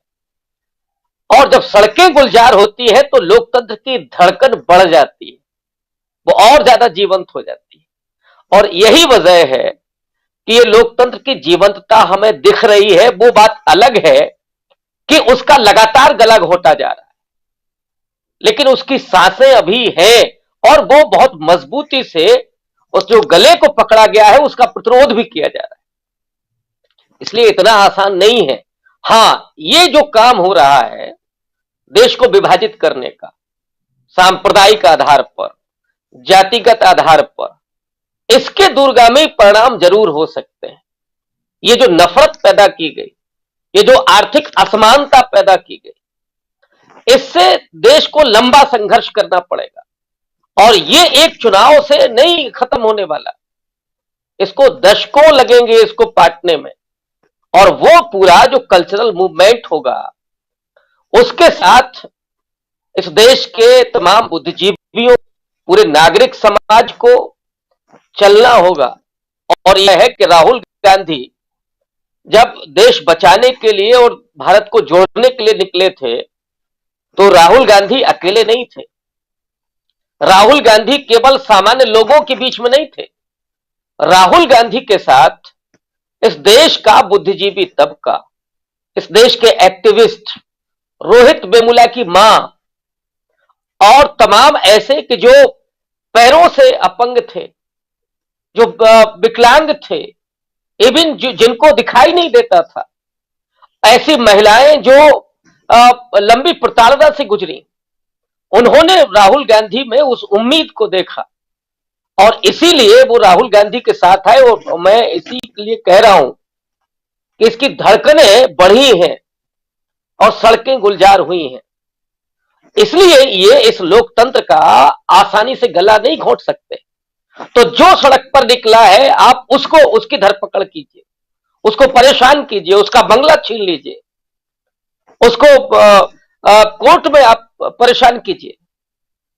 ये जो हालात बनाए जा रहे हैं कि लोग उम्मीद छोड़ दें और ये सोचे कि जब राहुल गांधी को परेशान किया जा सकता है तो फिर साहब हम क्या बोलें। अभी प्रशांत टंडन जी को मैंने देखा कि वो कहीं अटके, और ये जो खौफ है, उस नारे पर भी वो अटके। आज स्वामी प्रसाद मौर्य पर एफआईआर हुई और उनका अटकना एकदम वाजिब है। क्या माहौल बना दिया है। एक पत्रकार अगर 90 के दशक में लगाए गए नारे को नहीं बोल सकता तो फिर आप किस तरह का लोकतंत्र बना रहे हैं, ये सबसे बड़ा सवाल। और ये ओबीसी की बात रही, मैं उसमें एक बात और जोड़ देता हूं। जब बीपी सिंह सरकार ने ओबीसी के आरक्षण को लागू किया तो समर्थन वापस किसने लिया था, किसने कमंडल की राजनीति की शुरुआत की थी और क्यों की थी? क्योंकि इनको तकलीफ यह थी कि इस देश में ओबीसी आरक्षण के जरिए समता और न्याय स्थापित होने जा रहा है।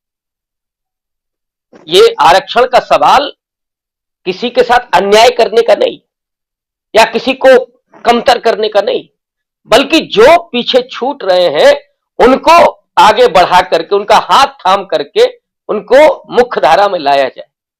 लेकिन ये जो असमानता और अन्याय का मानसिकता रखने वाले लोग हैं, और दुर्भाग्य से वो पूरी विचारधारा वहीं पर है। उन्होंने तो गांधी जी के असैसिनेशन के उस पूरे संदर्भों को काट दिया। गुजरात में तो एक सवाल ही आया कि गांधी जी ने आत्महत्या कैसे की थी। गुजरात के परीक्षा में यह सवाल पूछा गया। तो आप इस तरह से देश के इतिहास को बदलेंगे कि गांधी की अब, और इससे लगता है कि जो आरएसएस पर आरोप लगे थे, आरएसएस को जो बैन किया गया था, वो डर आज भी है, भले ही उन्होंने उससे पीछे छुड़ा लिया हो। सावरकर भी पीछे बैठते थे अभियुक्तों में, वो बात अलग है, बाद में बरी हो गए। तो क्या वो डर आज भी उनमें है कि नहीं साहब हमारे ऊपर इल्जाम था, अब उस इल्जाम से हम कैसे बरी होंगे क्योंकि आप रेफरेंस काटते हैं? इससे नहीं होने वाला है, क्योंकि जितना आप गांधी पर हमला करेंगे, गांधी बार बार उभर करके आते हैं। वो शाहीन बाग से लेकर के किसानों के आंदोलन तक हमने देखा।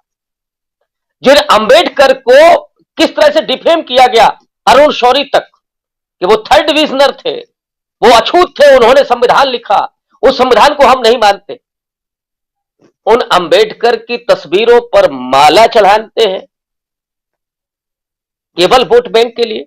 क्या इस सच्चाई को और इस ईमानदारी को लोग नहीं देख समझ रहे हैं कि आप बेईमानी कर रहे हैं, आप छल कर रहे हैं, या सच में आप न्याय और समता और बंधुत्व के साथ हैं? तो ये जो विचारधारा है जिस पर राहुल गांधी हमला कर रहे हैं, और एक बात मैं और कह दूं, राहुल गांधी को जिस तरह से प्रताड़ित किया जा रहा है, मैं प्रताड़ना ही शब्द का इस्तेमाल करूंगा, उसके पीछे राहुल गांधी का उस आइडियोलॉजी पर हमला है, आरएसएस पर हमला है। तोते की जान कहां बसती है, वहां भी राहुल गांधी हमने हमला किया है। वो सिर्फ अडानी का मामला नहीं है, इसलिए वो तिलमलाए हुए ज्यादा है, और इसलिए किसी भी तरह से, किसी भी किस्म तक जाकर के राहुल गांधी को परेशान करना, उनको डिफेम करना, ये उस पूरी प्रक्रिया का हिस्सा है। लेकिन मैं उस पूरे भरोसे के साथ कि इस लोकतंत्र की धड़कनें हैं, भले ही उसका गला जकड़ा हुआ है, धीरे धीरे वो प्रतिरोध और सड़कों का जो गुलजार होना हुआ दिख रहा है, वो इस लोकतंत्र को बचाएगा। क्योंकि इस देश के समाज में, संस्कृति में, उसके डीएनए में वो लोकतंत्र जीवित है। बिल्कुल, बहुत सारी बातें, और उसमें भी कैसे राहुल गांधी को और राहुल गांधी जो बात रख रहे हैं उस पर यहाँ विरोध करने की जो कोशिश हो रही है, उन बातों को दबाने की, विरोध भी नहीं दबाने की कोशिश हो रही है, वो यहाँ दिखाई दे रहा है। लेकिन साथ साथ मीनू जी, क्या सब कुछ, जितनी सारी चीजें हैं, सब कुछ यहाँ हर तरह के नुस्खे जो हैं वो यहाँ पर हम देख रहे हैं कि आजमाए जा रहे हैं, ये माना जाए।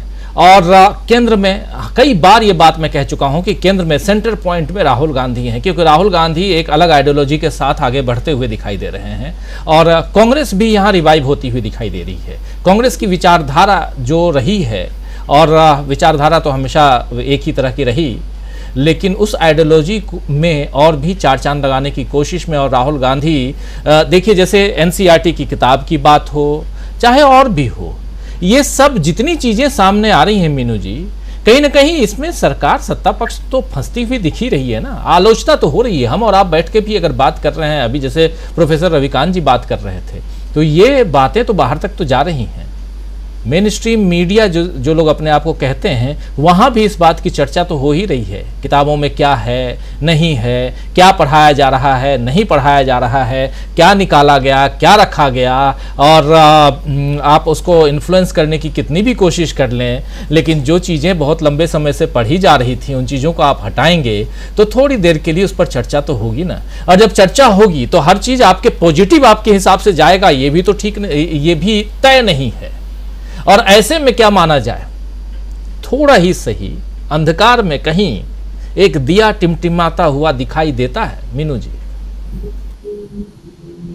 जी राजीव, ये देखिए जिस तरह ये लोग रोज एक नया शगुफा छोड़ रहे हैं राहुल गांधी को दबाने के लिए, या प्रताड़ित करने के लिए, या बदनाम करने के लिए, तो रोज एक शगुफा छोड़ते हैं। तो उसमें एक नया शगुफा आजाद की किताब हो गई, उससे पहले एनसीईआरटी की जो सिलेबस है उसमें जो बुक्स है उनमें बहुत सारे अध्याय जो डिलीट कर दिए गए हैं। लेकिन उसका उल्टा हो रहा है कि पब्लिक उसके विरोध में और भरसक रूप से सामने आ रही है, पूरे ताकत के साथ सामने आ रही है। अब ये देखिए कि आज के टाइम में क्या है कि ये जरूरी नहीं है कि पब्लिक सड़क पे ही उतरे। अभी सोशल मीडिया के जरिए जो प्रतिरोध जाहिर किया जा रहा है, वो उसको एक गौर किया जाना चाहिए। वो एक काबिले गौर है, जो कि आज से 6 महीने पहले तक इस तरह का सरकार का विरोध गायब था सोशल मीडिया से। इस वक्त लोग चाहे कांग्रेस के पक्ष में हो या ना हो, लेकिन मोदी जी की जो ये नीतियां चल रही हैं, ये जो तरह तरह का जो विपक्ष को दबाने की बात चल रही है, या विपक्ष में भारत करने की जो बात उनकी चल रही है, उस पे लगातार पब्लिक प्रतिरोध की आवाज उठा रही है। तो ये एक बहुत अच्छा, मेरे हिसाब से तो एक अच्छा लक्षण है कि, लेकिन अभी देखिए अब पब्लिक की आवाज को दबाने का भी कोई नया हथियार सामने ये इस्तेमाल करेंगे या नहीं करेंगे, ये तो अभी आने वाला समय बताएगा। लेकिन लक्षण अच्छे नहीं लग रहे हैं। रही किताब ये एनसीईआरटी की जो किताबों की जो बात है, ये तो ऐसा हो गया कि जो जिस तरीके से इन्होंने जो एक भारत के इतिहास का एक बहुत लंबा वक्फा, मतलब 2 सदियां, 3 सदियां, 4 सदी कहूंगी मैं, तो उसको आप इरेज कर देंगे तो डॉट कैसे कनेक्ट करेंगे उस पीरियड के। अब भाई सन 1000 से लेके आप 1500 तक का कैसे इतिहास को कनेक्ट कैसे करेंगे?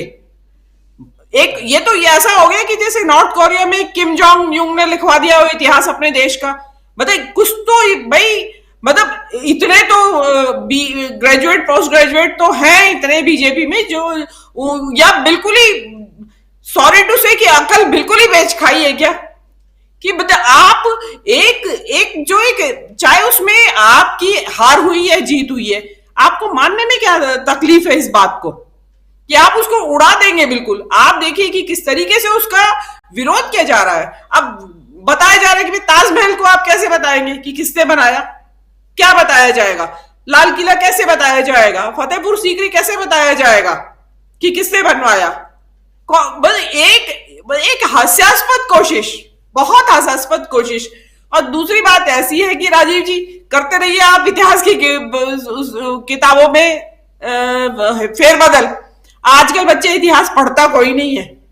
आजकल प्रॉब्लम ही यही है क्योंकि बच्चों ने इतिहास नहीं पढ़ा था, इसलिए ये समझ में आया ही नहीं उनको कि हुआ क्या था पहले, और बहे जा रहे हैं अपनी हवा में। आजकल तो बच्चे साइंस और वो पढ़ते हैं कॉमर्स। तो किसके लिए बदल रहे हैं आप इतिहास? अपने लिए। आप संतुष्ट होते रहिए कि हमने इतिहास बदल दिया। और ये चीज ऐसी है कि रिकॉर्डेड हिस्ट्री में है चीजें। आप कैसे बदल देंगे? जिन लोगों ने मुगलिया सल्तनत के दौरान में उसके बहुत सारे पॉइंट्स वहां पे पीएचडी की हुई है, समझिए किसी ने, तो क्या आप उसकी डिग्री वापस ले लेंगे अब? या वो डिग्री नल एंड वॉइड हो गई, अब उसकी मान्यता नहीं है क्योंकि आपने मुगल इतिहास पे कुछ पढ़ा लिखा है? या किताबें जला दी जाएंगी मुगलिया इतिहास की? दिल्ली में सारे कदम कदम पे मुगलिया इतिहास है। दिल्ली में रहने वाले तो अच्छी तरह जानते हैं, कौन सड़कें, बिल्डिंगें, जगह जगह कुतुब मीनार गिरा दीजिए आप। पहले तो यही करिए। दिल्ली में वो जो आपके कब्जे में है, लाल किला गिरा दीजिए, चलवाओ बुलडोजर उसके ऊपर। भाई किताबों में मुगलिया इतिहास बदलने से काम नहीं बनेगा। जो सामने दिखाई दे रहे हैं उसको गिराइए। ये जहालत के दौर में ले जाने वाली की कवायद है देश को। कोई सुनेगा तो थूकेगा हमारे मुंह के ऊपर। क्या आपने इतिहास को एक उड़ाई दिया पन्ना? आप पता नहीं डॉट कैसे कनेक्ट करेंगे, वो करवाने वाले जानते होंगे, वो सलाहकार जानते होंगे। लेकिन बड़े शर्मिंदगी की बात है। और अभी पता नहीं क्या क्या करेंगे। हो सकता है संविधान भी बदलने की तैयारी हो, मुझे तो ऐसा लगता है। और हो सकता है कि देश को आजादी ही मई 2014 में बता दे कि मिली थी। यहां से शुरू होता है भारत का इतिहास। ये भी हो सकता है। जी राजीव जी।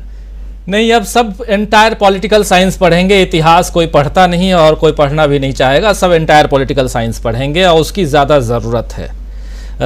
लेकिन उधर टीपू सुल्तान भी बहुत परेशान करते हैं कर्नाटक में, और कर्नाटक की चर्चा मैं करना चाहता हूँ। अब समय खत्म हो चुका है मैं जानता हूँ, लेकिन दो हमारे साथी इधर स्टूडियो में बैठे हुए हैं, शकील अख्तर जी और प्रशांत टंडन जी, आप दोनों के पास आना चाहता हूँ जल्दी। पहले प्रशांत जी, टीपू सुल्तान बहुत परेशान कर रहे हैं कर्नाटक में, लेकिन वहां दाल गलती हुई दिखाई नहीं दे रही है। क्या कारण हो सकता है?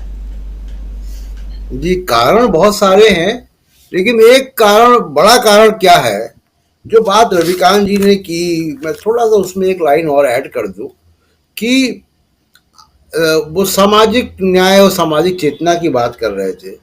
अगर आप बीजेपी के इन्फ्लुएंस का कोई नक्शा बनाए और 20वीं सदी में सामाजिक चेतना के आंदोलनों का नक्शा बनाए, तो ये दोनों नक्शों का भूगोल अलग अलग होगा। यानी जहां जहां भी ज्योतिबा फुले आए, डॉक्टर अंबेडकर आए, जहां पेरियार आए, वहां वहां बीजेपी नहीं जा पाई। जहां 20वीं सदी में समाज सुधार के आंदोलन नहीं हुए, वहां पे बीजेपी का प्रभाव है।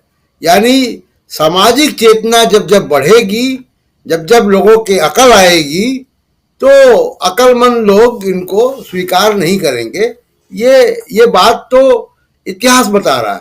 इस इतिहास को कैसे बदलेंगे आप? बाकी देखिए राजीव जी, ये इतिहास बदलने वाली बात को दुखद है, मैं इसकी बड़ी आलोचना करता हूं।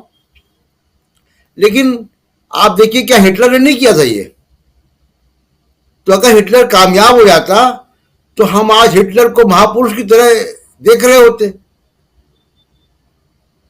तो इस तरीके की कोशिशें कभी कामयाब नहीं हुई हैं, और इसलिए मैं इसको बहुत हंसी में उड़ाता हूं। 2-4 साल की बात है, उधर से उधर निकल सारे डिक्टेटर्स ने जो है काल पात्र गढ़वाए हैं, टाइम कैप्सूल। तो क्या वो पुरातत्वविदों को मिलेगा भविष्य में, तो वो मान लेंगे कि यही सही है? तो ये सब तो देखिए, कोई भी जो इस तरीके की प्रजाति के लोग होते हैं, वो इस तरीके की चीजें करते हैं, और पहले भी की गई हैं, और उससे कभी कहीं कुछ हुआ नहीं है। दूसरी बात, कर्नाटक की आपने बात की। कर्नाटक में हम लोगों ने काफी कल चर्चा की थी। मैं आज इतना ही कह दूं कि इनको टीपू सुल्तान का पूरा नैरेटिव उल्टा हो गया है वहां पे, और इनको बीजेपी के कार्यकर्ताओं ने आगाह किया था कि मत कीजिए इसको। ये उन्होंने किया वहां पे। अब ये वापस भी नहीं निकल पा रहे हैं उससे। तो कर्नाटक का रिजल्ट, कर्नाटक पे एक अलग से हम लोग चर्चा कल परसों कभी भी कर सकते हैं, जिसमें मैं बड़े सारे आंकड़े और सामाजिक ट्रेंड और वो सब चीजें लेकर आऊंगा, जिनकी चर्चा कल भी मैंने की थी। लेकिन कर्नाटक में मुख्य तौर पे आप ये समझ लीजिए कि स्थिति बहुत खराब है और वहां बीजेपी की दाल नहीं गलेगी, ये स्थिति वहां पे है। दूसरी बात, जो सुप्रीम कोर्ट के केसेस हुए, एक लाइन केवल मैं कह दूं कि जो विपक्षी पार्टियां 14 पार्टियां वहां गई और सुप्रीम कोर्ट ने कहा कि हम इसमें हस्तक्षेप नहीं करेंगे। देखिए, वो उस पिटीशन में ही खामी थी, तो सुप्रीम कोर्ट को रिजेक्ट करना ही था उसको। और मुझे नहीं लगता कि जो इतने बड़े बड़े वकील हैं वो सब उसको लेके गए थे किसी प्रकार की रिलीफ के लिए। ये किसी तरह से कैंपेन का हिस्सा रहा होगा या जो भी उसका मकसद रहा हो, क्योंकि आप अगर केवल ये बात लेकर जाएंगे कि राजनेताओं को टारगेट किया जा रहा है, तो सुप्रीम कोर्ट है ना, वो भारत के नागरिकों में भेद नहीं करेगा कि जो राजनीतिक लोग हैं वो कोई उनके एक अलग अधिकार है संविधान में और बाकी लोगों के अलग अधिकार है। तो वो पिटीशन रिजेक्ट होनी थी, लेकिन उसके रिजेक्शन का ये मतलब नहीं है कि लाइसेंस मिल गया है रेड का ईडी और सीबीआई से। ये लाइसेंस नहीं मिला है। सुप्रीम कोर्ट ने उसमें खिड़की खोल के रखी है कि इंडिविजुअल केस लाओगे तो सुनेंगे, तो इंडिविजुअल केस की मेरिट पे उसको सुनेंगे। जैसे मीडिया वन का आपने अभी चर्चा की, मीडिया वन का इंडिविजुअल केस था, उसको सुप्रीम कोर्ट ने सुना और एक लंबी चौड़ी जो है उसने गाइडलाइंस कहिए या जजमेंट कहिए उसने दिया, जो बहुत उसकी जो इम्प्लीकेशंस हैं वो वाइडर है, फ्रीडम ऑफ एक्सप्रेशन को लेकर, प्रेस की आजादी को लेकर। तो सुप्रीम कोर्ट में आज जो दोनों चीज हुई उसका लबो लबाब यही है। बिल्कुल, क्लोजिंग कमेंट चाहूंगा शकील अख्तर जी आपसे। बहुत कुछ हम चर्चा कर गए, कर्नाटक थोड़ा सा आपसे भी समझना चाहता हूं, और साथ साथ यहाँ जो कुछ चल रहा है दिल्ली में, क्या दिल्ली में उलझे रहें आप और कर्नाटक में बाजी हम मार जाएं, ये स्थिति बनने वाली है या कुछ और है उधर? देखिए, ये जो नाम बदलने की राजनीति है, इसका असर जो है कर्नाटक से लेके वो सब जगह पड़ना है। बीजेपी बार बार जो है अपना गोल पोस्ट चेंज कर रही है, और वो सब इसीलिए कर रही है कि लोग इन सब चीज़ों में उलझे रहें, और जो असली मुद्दे हैं जो कर्नाटक के चुनाव में भी सामने आएंगे, जो 40% कमीशन की बात है कि मतलब भ्रष्टाचार, जो लोगों के रोजगार की बात है कि रोजगार नहीं मिल रहा है, जो लोगों की महंगाई की बात है, तो वो उन सब से ध्यान हटाने की कोशिश कर रही है। और ऐसे में जो है ये जो NCERT का आया कि नाम बदलने की बात हुई, चीन ने भी हमारे नाम बदल दिए। 9 साल के अंदर चीन ने 30 से ज्यादा हमारे नाम बदल दिए, 11 तो अभी बदले हैं। और इन्हीं 9 सालों में हमने भी जाने कितने अपने देश की ये चीजों के नाम बदल दिए, कोर्स बदल दिया। और कोर्स में जो हम ये बात कर रहे हैं कि मुगलों को हटाया, कुछ चीजें तो ऐसी दबी रह गई इसमें। इन्होंने कोर्स से किसको हटाया? इन्होंने इस कोर्स से निराला को भी हटा दिया, सूर्यकांत त्रिपाठी निराला को भी हटा दिया। और निराला कौन है? ये निराला वो हैं जो आज राम की बात ये सबसे ज्यादा करते हैं बीजेपी वाले, जिनकी सबसे प्रसिद्ध कविताओं में एक है राम की शक्ति पूजा। हिंदी की बहुत महत्वपूर्ण कविता मानी जाती है वो, और 300 से ज्यादा पंक्तियों की है, बहुत लंबी कविता है वो, लंबी कविताओं में उनका विशेष स्थान है वो। तो उन निराला को इन्होंने कोर्स से हटा दिया। वो जो राम की शक्ति पूजा है उसमें बड़ी लंबी कविता है और बहुत बड़ा उसका कथानक है। उसकी जो आखिरी लाइनें हैं, अंतिम पंक्तियां हैं, वो उसमें निराला कहते हैं, होगी जय हे पुरुषोत्तम नवीन, होगी जय। देखिए प्रासंगिक आज भी है वो, होगी जय हे पुरुषोत्तम नवीन, कह महाशक्ति राम के वदन में हुई लीन। उसमें से उन्होंने फिराक को हटा दिया। भैया फिराक गोरखपुरी रघुपति सहाय थे, उनकी डिग्री में जो नाम लिखा हुआ है वो रघुपति सहाय लिखा हुआ है, फिराक गोरखपुरी नहीं लिखा। तो उन्होंने कहा निराला को भी हटाओ, फिर आप गोरखपुरी को हटाओ और सुमित्रा नंदन पंत को भी हटा दिया। उन्होंने तो कभी राजनीतिक कविता शायद लिखी ही नहीं। उन्हें तो हम लोग कहते थे प्रकृति, हम लोग क्या मतलब आलोचक कहते थे प्रकृति के सुकुमार कवि, उन्हें भी हटा दिया। और इससे पहले जब वाजपेयी का शासन था, इसी तरह ध्यान भटकाने के लिए प्रेमचंद को हटाया था इन्होंने।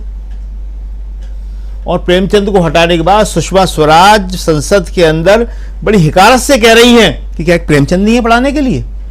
तो ये सब ध्यान भटकाने की बातें हैं और इसमें जो है नई नई चीजें ला रहे हैं। जैसे अब एक नई बात कही गुलाम नबी आजाद ने, मतलब आश्चर्य है कि कैसे कोई कह सकता है कि मैं कांग्रेस को पूरी तरह खत्म करना नहीं चाहता।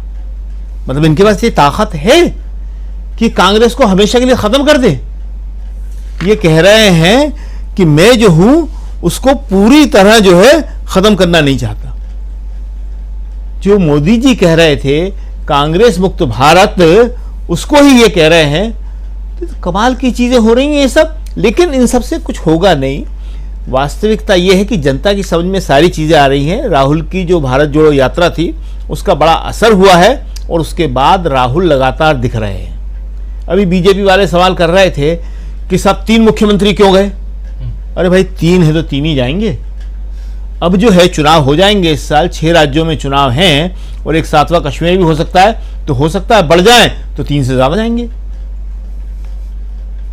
सवाल जो है सबसे बड़ा वो है कि लोगों के पास आज रोजगार नहीं है। महंगाई से ही बड़ा सवाल है ये। लोग कहते हैं कि अगर हमारे पास काम धंधा हो, कुछ आमदनी हो तो महंगाई बर्दाश्त कर लेंगे। काम धंधा नहीं है, महंगाई है, चीन लगातार घुसपैठ करता चला जा रहा है 20,000 वर्ग किलोमीटर और हमारी जमीन के नाम बदल रहा है। ईटानगर के पास आके बदल गया वो नाम और हम कह रहे हैं कि हम भी नाम बदल रहे हैं, तो वो हम लोग भी अपने नाम बदलते चले जा रहे हैं। कोर्स के नाम बदलते चले जा रहे हैं, कोर्स में नई नई चीजें लाते चले जा रहे हैं। गुलशन नंदा पढ़ाए जाएंगे, अब वेद प्रकाश शर्मा पढ़ाए जाएंगे, अब सुरेंद्र मोहन पाठक पढ़ाए जाएंगे। हम इन्हें लुगदी साहित्य कहते थे, पल्प लिटरेचर कहते थे अंग्रेजी में इसको, और इन्हें पढ़ाए जाने की जरूरत थोड़ी होती है। पढ़ाया वो चीज जाती है जिसको समझने की जरूरत होती है। व्हाट्सएप की चीजों को आप पढ़ा थोड़ी सकते हैं जी। तो अब ये बड़ी मतलब एबीसी जैसी बात करने की है और लंबी बहस हो जाएगी ये, लेकिन सवाल ये है कि अब आप गुलशन नंदा को पढ़िए।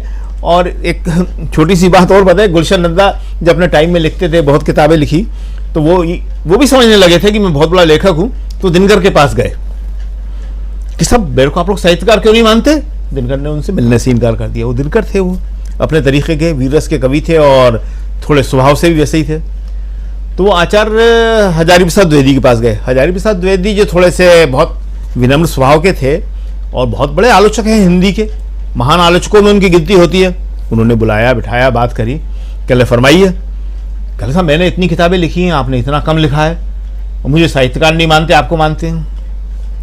आचार्य जी ने कहा बात तो सही है तुम्हारी, लेकिन इसका कारण यह है कि तुमने पढ़ा बहुत कम है, लिखा ज्यादा है। मैंने और दूसरे लोगों ने पढ़ा बहुत है, लिखा कम है, तो ये फर्क है। तो अब ये सारी चीजें हैं। हिंदुस्तान को ये लोग कहां ले जाना चाह रहे हैं पता नहीं, मगर ये बात सही है कि ये जितना भी दक्षिण पंथ होता है, ये जो उत्कृष्टता होती है, इसके खिलाफ होता है। इसको जो है हल्कापन ज्यादा पसंद आता है। इसीलिए वो क्या कहते हैं कि हार्वर्ड की बात मत करो, हार्ड वर्क की बात करो, आईआईटी की बात ना करो, आईटीआई की बात करो। अब दुनिया में तो भारत के लड़कों ने, लड़कियों ने आईआईटी से नाम कमाया है, हार्वर्ड से नाम कराया है, कैम्ब्रिज से नाम कमाया है, ऑक्सफोर्ड से नाम कमाया है। कितने बच्चे हमारे वहां पढ़े हैं, आज भी पढ़ रहे हैं वहां पे। तो ये जो है पढ़ाई लिखाई आदमी में एक चीज पैदा करती है जिसकी वजह से हिंदुस्तान की आज पूरी दुनिया में इज्जत है। हिंदुस्तान की इज्जत 2014 के बाद नहीं हुई है, इसकी इज्जत नेहरू के टाइम से हुई थी, जब नेहरू ने आईआईटी बनाए थे, एम्स बनाए थे, आईआईएम बनाए थे, और उनमें पढ़ लिख के लड़के लड़कियां विदेशों में गए और उन्होंने हिंदुस्तान का नाम ऊंचा किया। बिल्कुल सही कह रहे हैं आप, बिल्कुल सही। बहुत सारी बातें हैं जो समझने की कोशिश हम लोग कर रहे हैं और समझना ज़रूरी है उन दक्षिण पंथियों को जो लगातार अपने यहाँ कहें तो नाम बदलने में लगे हुए हैं, लेकिन बॉर्डर पर क्या कुछ हो रहा है इसकी तरफ ध्यान देना भी ज़रूरी है। और नाम बाहर बैठ कर के आपके यहाँ का कोई बदल देता है तो फिर चिंता तो होती ही है। बहुत कुछ नाम में क्या रखा है शेक्सपियर कह गए हैं, और लेकिन ये बात शायद न योगी जी को समझ में आती है, न मोदी जी को समझ में आती है, न ही बाकियों को समझ में आती है। नाम बदलते रहिए और इससे राजनीति चलती है, शायद इसके इर्द गिर्द भी राजनीति है। कर्नाटक सामने है और कर्नाटक में बहुत कुछ बीजेपी का स्टेक भी है और कांग्रेस में, क्योंकि राहुल गांधी कह के आए थे, जीत रहे हैं, अभी भी कह रहे हैं। कर्नाटक के अलावा मध्य प्रदेश भी है जहां वो दावा करके आए थे, और इन राज्यों में अगर जीत गए तो बिल्कुल 3 नहीं कई राज्यों के मुख्यमंत्री होंगे राहुल गांधी के साथ। अगर राहुल गांधी कहीं और जाएंगे तो उनके ऊपर भी केसेस बहुत लगे हुए हैं, पता नहीं है किन किन केसेस में उनको जाना पड़े, तो वो भी अपनी लिस्ट लंबी कर लें तो ज़्यादा अच्छा है, ताकि थोड़ी भीड़ भी बढ़ेगी और ज़्यादा वक्त नहीं है। बहुत धन्यवाद देना चाहता हूँ प्रोफेसर अखिल स्वामी जी को, बहुत धन्यवाद प्रोफेसर रविकांत जी, मीनू जी, प्रशांत टंडन जी, इधर स्टूडियो में बैठे हमारे साथी शकील अख्तर जी और अमलेंदु उपाध्याय जी, आप सबको बहुत बहुत धन्यवाद, बहुत शुक्रिया। बहुत गंभीर चर्चा और अलग अलग आयामों जो होते हैं उसकी अलग अलग बातें और उन सब पर चर्चा ज़रूरी होती है। और कोर्ट में क्या कुछ हुआ, देश में क्या कुछ हो रहा है, दिल्ली में क्या चल रहा है, चुनावी राज्य में क्या कुछ चल रहा है, बॉर्डर पर क्या कुछ है, ये तमाम बातें आप तक पहुंचाना, क्योंकि ये एक 1.5 घंटे के कार्यक्रम में ये बहुत ही, और उसके साथ साथ गुलाम नबी आज़ाद साहब अचानक आनन फानन में कैसे अवतरित हो गए। किताब अभी उनकी आई नहीं है, लेकिन उससे पहले चर्चा देखिए, क्या ये किताब अगर महीने भर बाद आती है, अभी नहीं आई है, पता नहीं कब आएगी, लेकिन ये आज की तारीख में गुलाम नबी आज़ाद साहब मीडिया के सामने आकर के क्यों कह रहे हैं ऐसी बातें हैं, और खासकर कांग्रेस के ऊपर वार क्यों कर रहे हैं, सोचना होगा, गंभीरता से सोचिए। आखिर आज आकर के प्रेस कॉन्फ्रेंस क्यों कर रहे हैं ज्योतिरादित्य सिंधिया, ये भी सोचिए।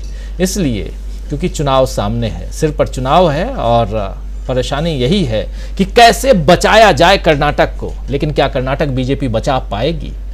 एक गंभीर सवाल, बड़ा सवाल।